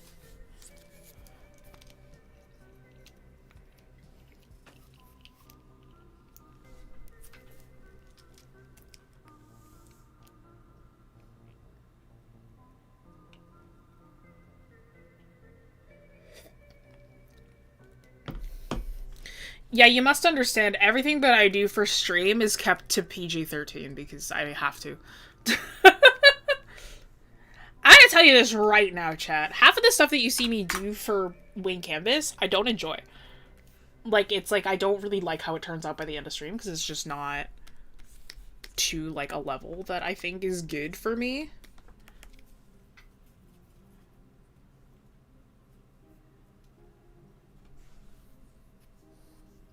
Hello. Scar from Lion King with a scar, and they're like, we gotta do this every edgy character. No, genuinely. But no, a lot of the stuff that I do for streams, I tend to just kind of, like... I'm, like, streams, classes. A lot of it is not to, like, my fullest extent, and that's literally just because I have time restriction and, like, setting restriction. Yeah, doing a live means you commit to it whether you like it or not. Exactly. It's like, I've already deleted, like, 3 passes of this one. But there's only so much time I got, realistically.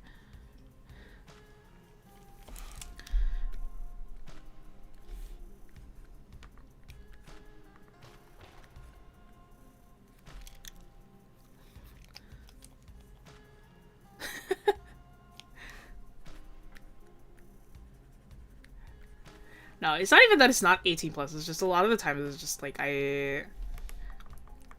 like, for streams, it's just like I have like a theme that I have to fit, and I have like, you know, like I have a time limit of 2 hours, and I have to do all that fun jazz. So it's like I restrict what I do, and I restrict what I can finish within those like 2 hours usually.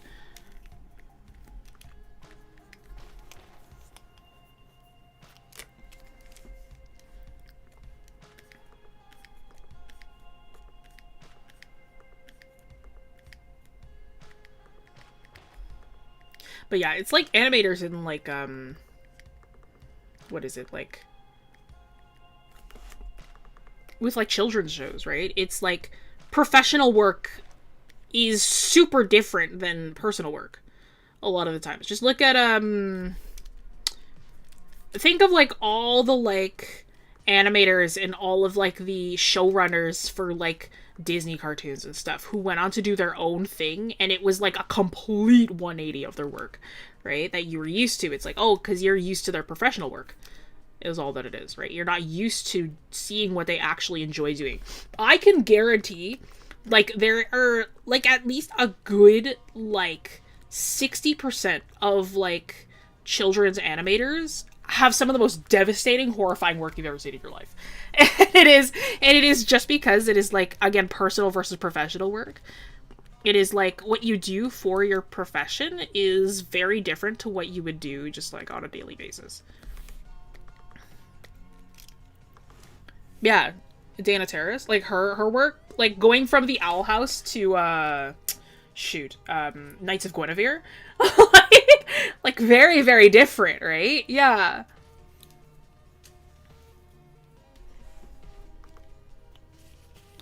No, my portfolio is outdated.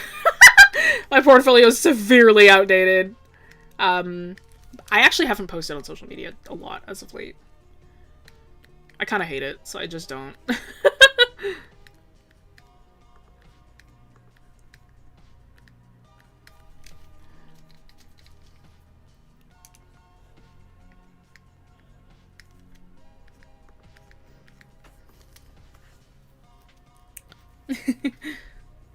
Dude, animate the Bill Cipher death scene though, sure, but it's like I feel like we're gonna see something even crazier with Knights of Guinevere because it's like we don't have the Disney restriction on.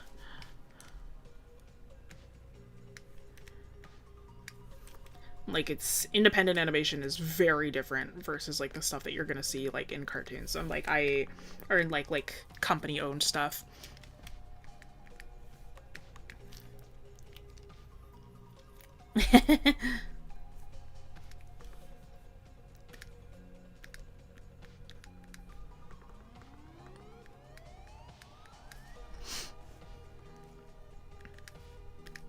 Yeah, draw with me.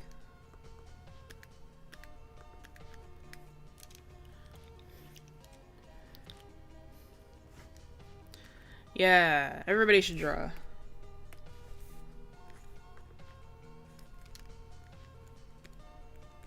It's so funny whenever I, like, chibiify other characters, or, like, if I simplify them down, Korn ends up always kind of looking the same because he's already very simple.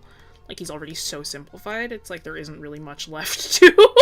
There's not a lot of information left to remove. And so it's like he ends up looking very similar no matter what style I work in.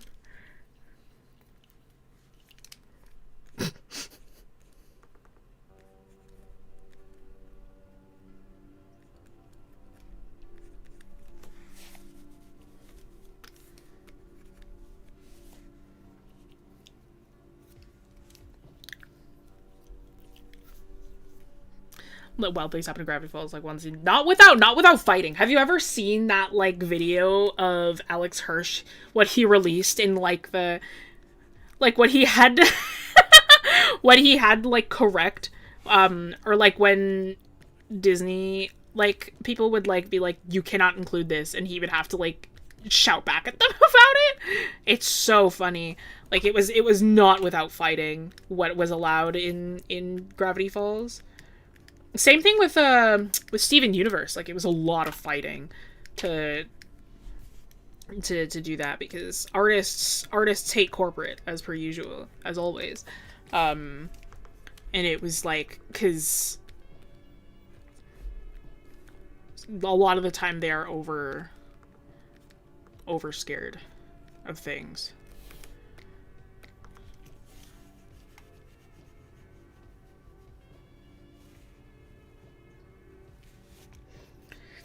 Oh, but sketchy lines are fun, though. Nah, who needs a super clean line? Look at this, man. It's not that clean.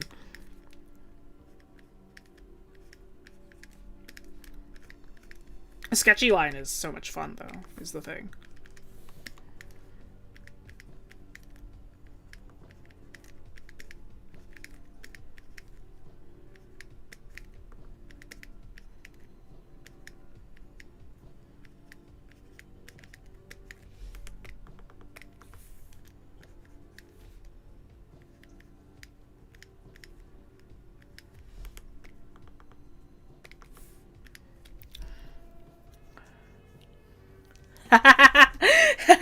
Not S&P approved. Yeah, that's so funny, man. I love that video.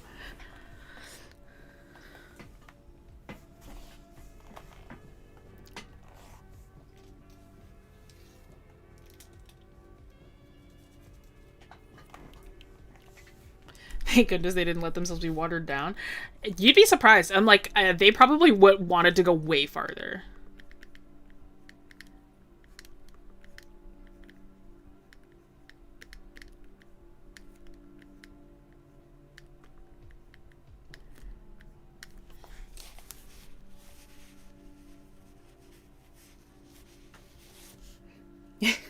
Yeah.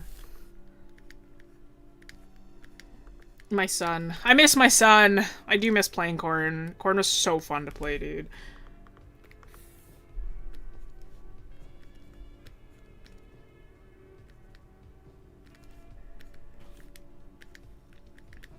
None of my characters are, like, dumb right now, so it's like all of my characters are, like, fairly smart.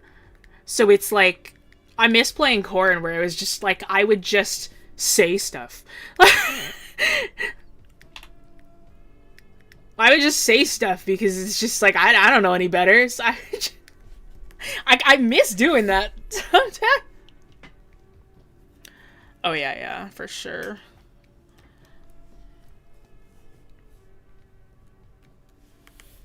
Shoot, we have 26 minutes left. That's okay.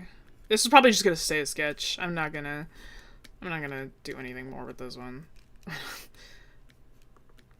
Do not have the energy. I want to play. I want to play Slime Rancher.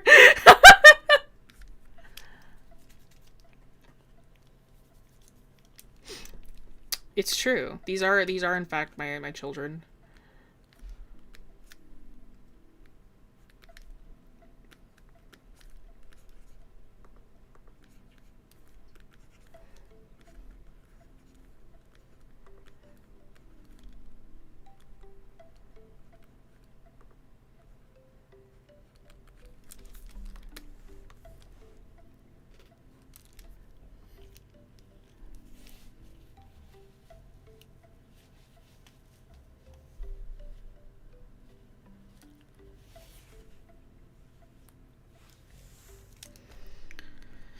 want to play Slime Rancher so bad.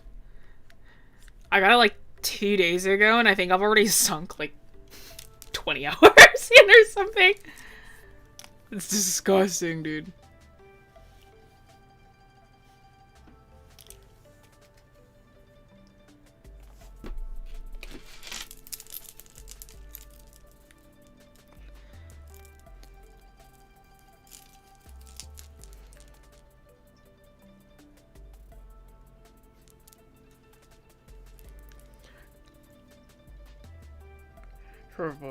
Yeah. I didn't see those.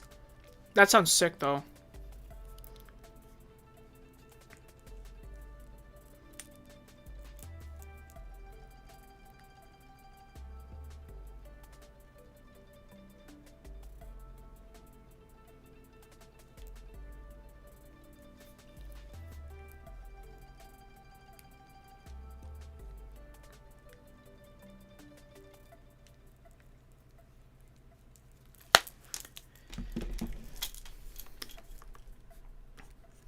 Don't mind me. I'm gonna check something.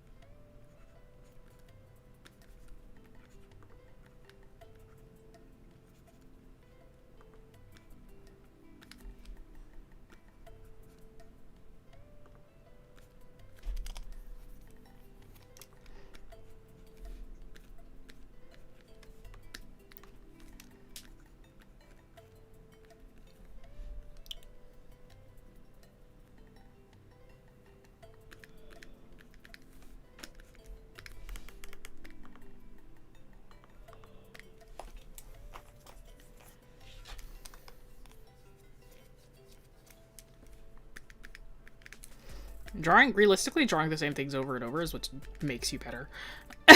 I was talking to my students today about that, actually. One of them right now is really into the Magnus Archives. And she keeps drawing John over and over from the Magnus Archives. And I'm like, listen, I encourage it, okay? The way that I teach a lot of the times is, like, I leave my lessons really, really open-ended. And a big reason for that is because I always find that artists, like, tend to grow and learn better when they're drawing what they enjoy. And if you mix enjoyment and happiness with your learning, you automatically want to get better. It's like that, like... It's like you have an obsession, you have a character that you really want to draw, so you learn how to draw that character, and you draw them over and over, and in tandem, you learn how to draw them better, and you learn how to draw better so that they can look better, right? We're using characters as an example, right? And with that, your style develops, your knowledge develops, everything like that, right? Like, drawing your hyperfixations leads you to being a better artist. So I'm like, I always suggest, like, I always encourage, like, drawing what you want. Like, I'm like, especially if you are learning, like, draw what you enjoy, because it is so much better to learn when you are excited about learning. It's like, by drawing what you enjoy, you are, like, encouraging growth in that way. Yeah, exactly. The more hyperfixated you are on, like, a subject, the better you want it to turn out. So, like, you just constantly, like, work with it and stuff, you know? It's like I draw my D&D characters over and over all the time. And it's like, Corn session 1 versus Corn by the end of the game was... That difference was severe. Like, that difference was severe, dude. Like...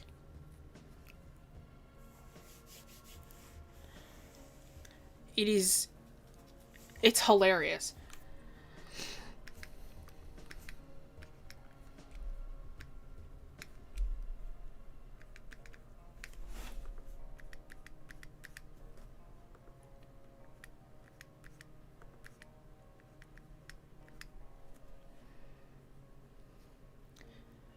Oh, is it? That's funny.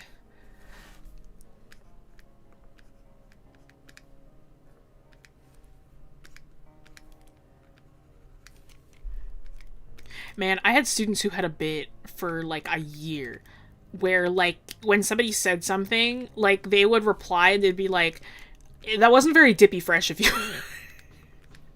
For a year they did that. Oh, I miss those students. They're fun. I hope they're doing well.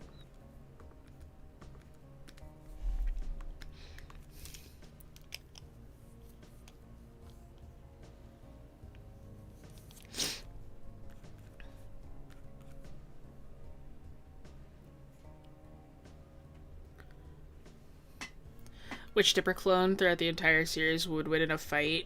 Paper Jam.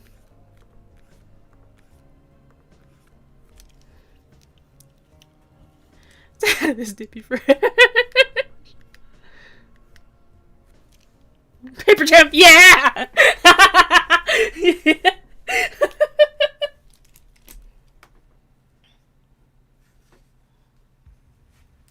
Yeah, fast comes with practice. Fast comes with practice and repetition.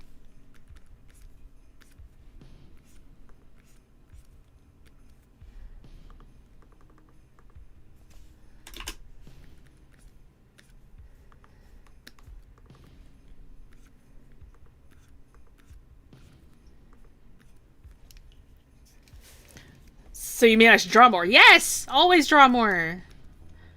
Listen, it's like, it's the thing that I say a lot in the members chat, is it's like, you don't have to focus on doing something finished every single time. Maybe 90% of the work that I actually do is doodles, right? I think I said it in members chat recently. In total, in like only doodles, the amount of doodles that I did last year were 613. Right? In only doodles. Like the only, like, if I counted exclusively just the doodles that I did 613 of them. Some of them were comics as well, right? Doodle comics.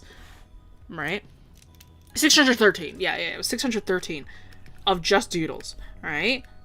Some of them were comics, some of them were bigger, some of them were smaller, right? Some of them were dumb, some of them were not even, or you could barely count as a doodle, right? But it's something, right? It's me drawing daily, right? And it doesn't have to be a big, huge thing. The more pressure that you put on yourself to make a big, huge thing every single time, you're gonna not want to do it, right?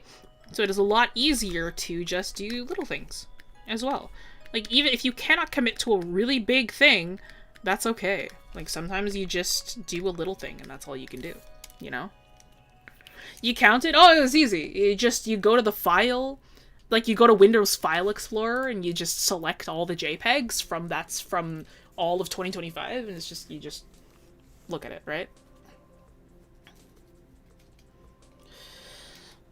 But yeah, no, it's very much like,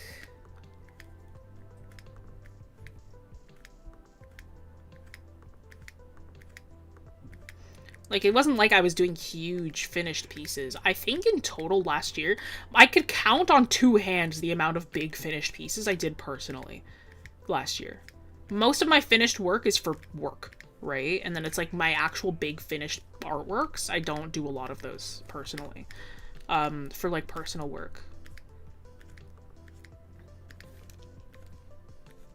So I don't really have the time anymore.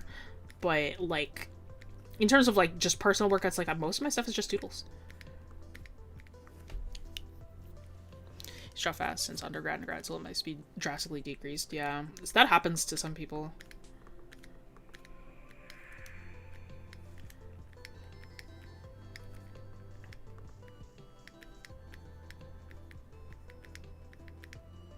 Maybe you need to find the whimsy in your work again.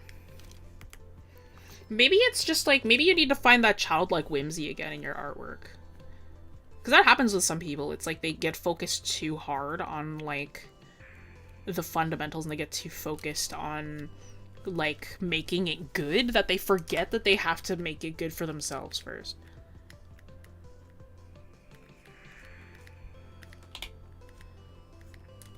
It's like sometimes it's like you focus so hard on trying to make it good, like make others happy, that you forget that you gotta make yourself happy first. Yeah.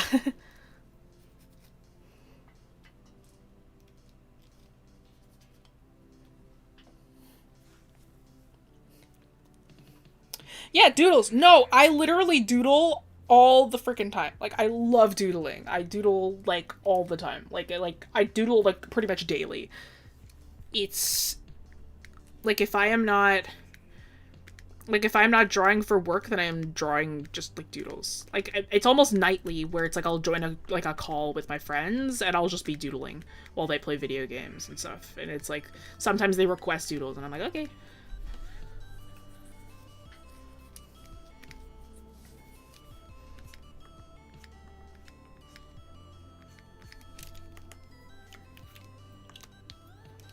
I just draw for work now. That's majority of me as well. It's like I mostly draw for work.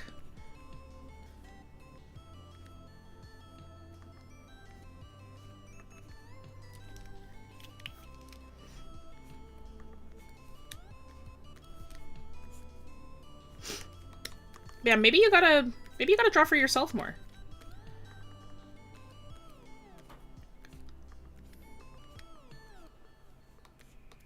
Yeah, draw for the heck of it, dude. Like, draw for the sake of drawing more. Trust me, if I was only drawing for work, I think I would die. I think I would want to die. Like, I think that would make me so upset. Like, drawing exclusively for work, because it's like, art is also just so tied to us as people. Like, artists are very emotional. We're very emotionally linked kinds of people.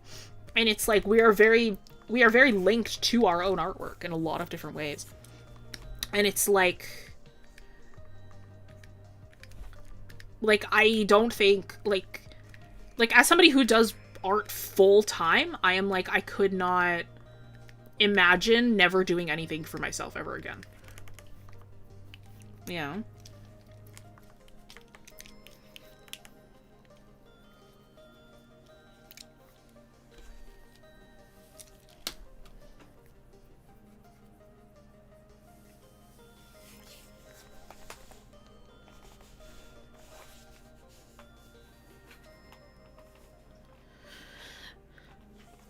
You keep a consistent art style by doing it a lot.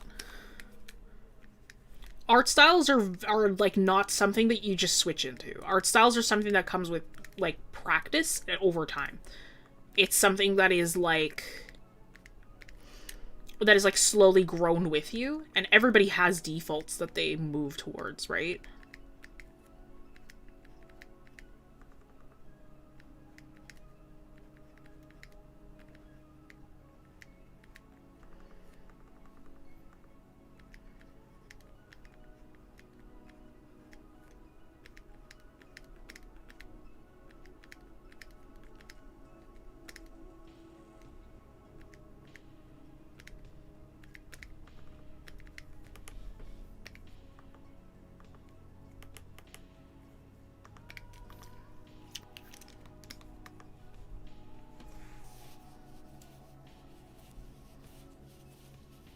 Opinions on going to art school or getting an art minor alongside a different major? You're asking the wrong person. I went to art school twice and quit both times. You're asking the wrong person. I believe it's a path. I think we put so much emphasis on our art journeys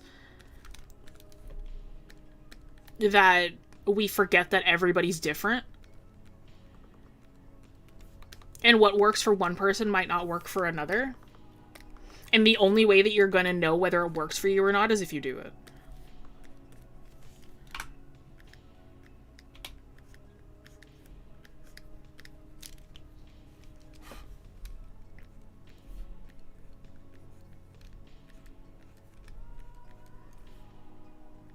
Like, the question of, like, should I go to art school, should I not go to art school? Some people love art school, some people hate it.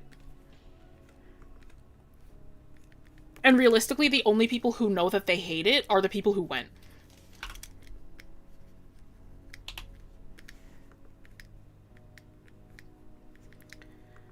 The crazy thing, too, is I don't hate art school. I actually really liked it.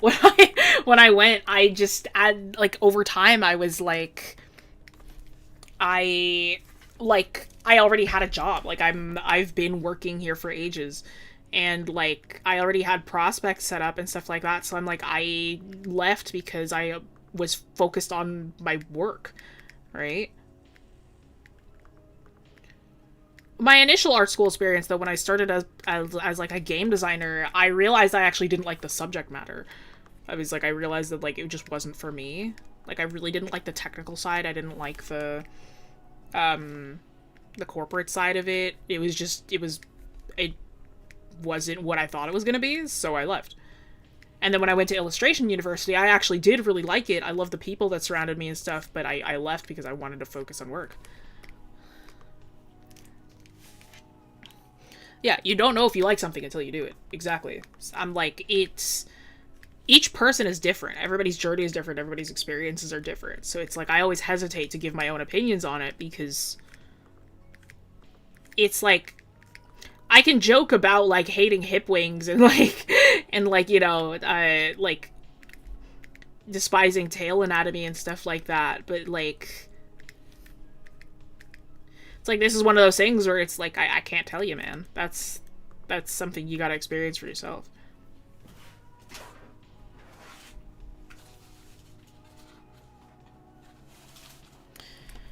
You know there are some things you will not like. You can guess that there are some things that you will not like. I have grown the opinion that it's like, you will never know until you try. You can never know for sure.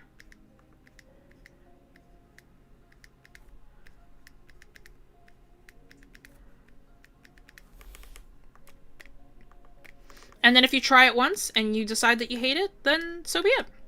Then you do. And nobody can take that from you.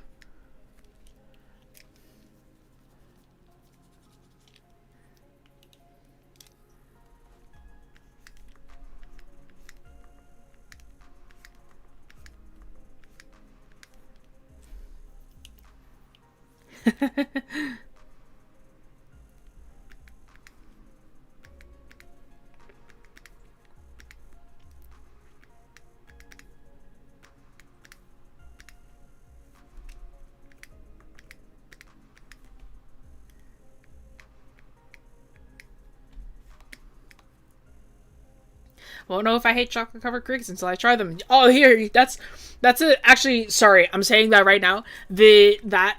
Like, I was talking with my student today about like how like same student who's obsessed with the Magnus Archives. She was talking about like how like sometimes she'll hear words that are like similar to archivist or similar to like like things from the Magnus Archives, and it's like she'll like it's like an activation.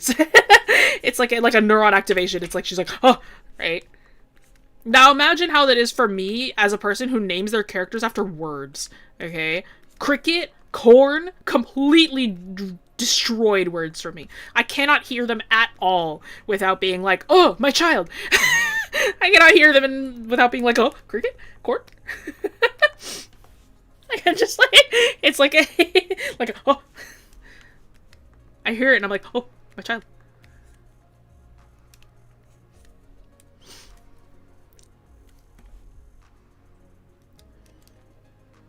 I'm trying to do a perspective sketch, try to experiment with the anatomy. What should I do to avoid ruining my sketch? Nothing. It's a sketch. Shouldn't be perfect anyway. If you are worried about ruining your sketch, you're doing it wrong. Your sketches shouldn't be perfect regardless. They should be a guide.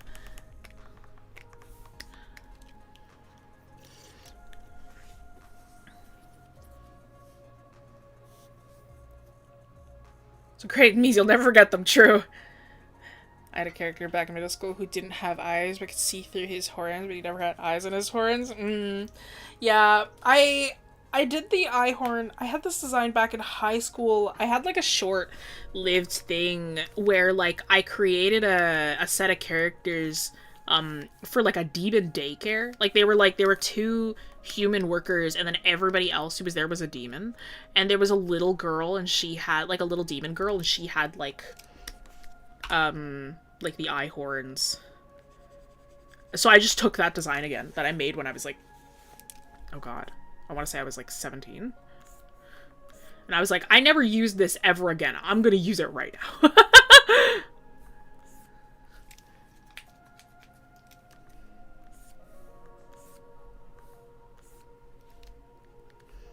Yeah, if you're worried about the perfection of your sketch, you're doing it wrong.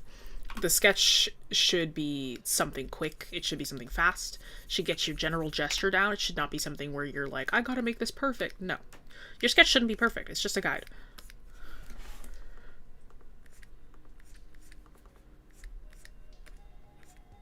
Like, even when you get to line work, your line work should be a correction, not a trace.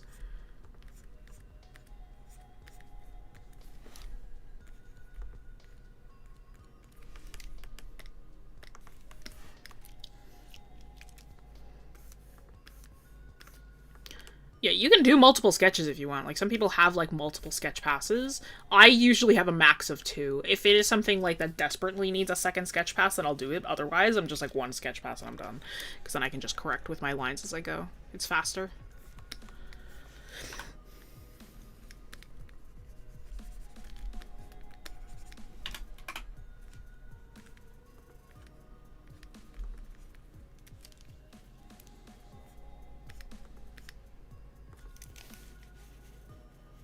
So trying to find my favorite textured brush doesn't break once the size of the brush gets bigger. I get that completely.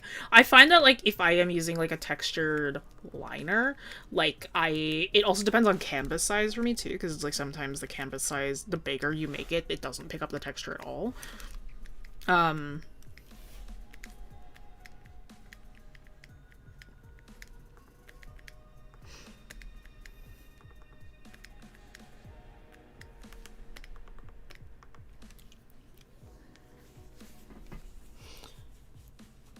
I miss the Kyle Webster ink brushes from Photoshop.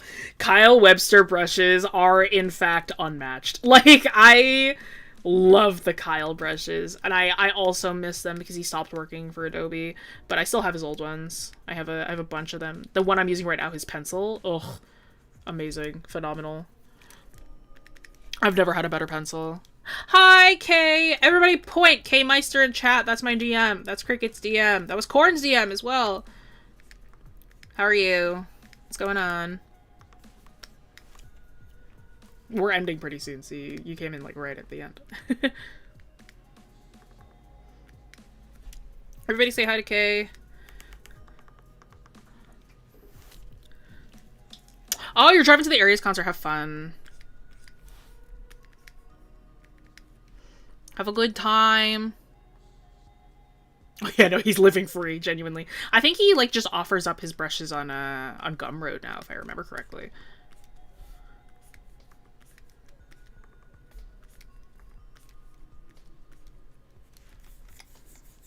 Yeah, have a good time. Yes, yes, send pictures, send videos.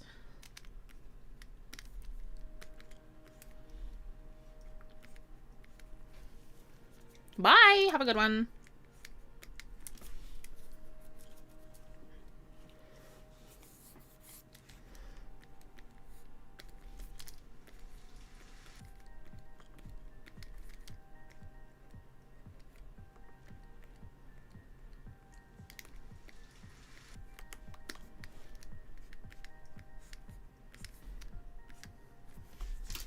Yeah, I'm just keeping this one to sketch only. I was gonna do color, but I'm like, never mind. I'm working kind of slow today.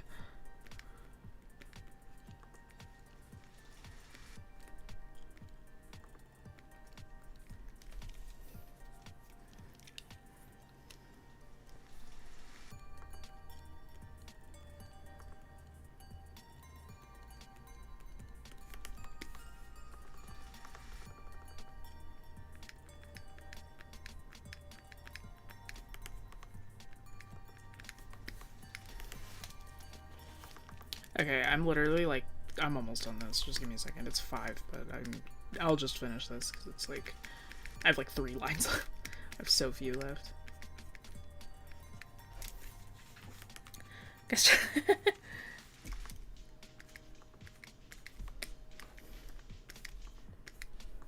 Okay.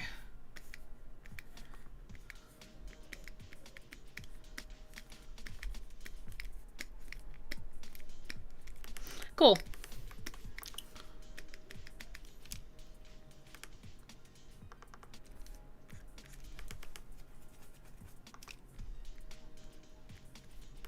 Okay.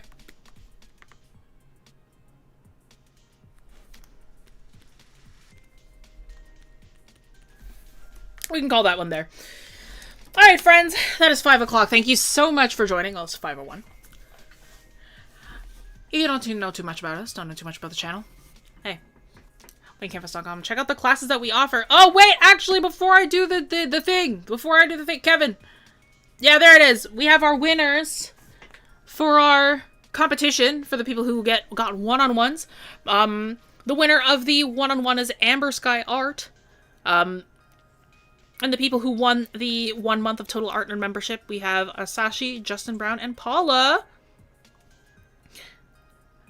Thank you so much for submitting. Thank you so much for submitting to the competition.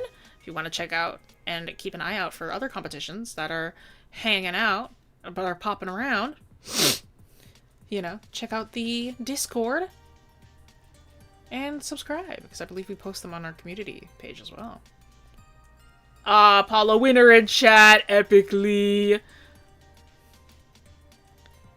But yes, exclamation Discord to come and check out the other Art Nerd members and whatnot. But yes, if you are new here, don't know too much about us, hey, wingcanvas.com. Check out the classes that we offer. We are getting to the end of the 2026 winter term, in which then we will starting the spring term within March, I believe. So sign up for classes there. My classes are pretty full, but you can check and see if we have any other spots left over. And there are also, of course, many other amazing classes with other instructors, so be sure to check those guys out as well. This file that you see in front of you, including the notes, both of those will be available on our Discord, !Discord. Check out over there, check out other feature competitions, check out other art nerds, hang out with people, have a good time, talk to people. But if you want to talk to me, more often than not, I'm going to be out on the members chats, Patreon, school, go on YouTube membership, become a member, and you can have access to the members chats and Discord, the exclusive ones where the instructors hang out. And that's also, like, exclusively where I am and the other people in there, so it's, like, the only place that I talk. So, join the members chats and talk with other members. This Monday, you guys are with Josh. Josh is going to be fixing your characters live. He's going to be doing some live critiques using Krita, so you guys can submit your characters that he will be critiquing and fixing for you guys. Oh, you have me 2 weeks in a row. Next week, you will be with me once again. We're going to be drawing, quote-unquote, magicians and their magical items, quote-unquote. So we're going to be doing some magic together. Doing some fun stuff over on that time, on the same time next week, Saturday. But alright, thank you all so much for joining me today, and I will see you all next week. Au revoir, bye-bye.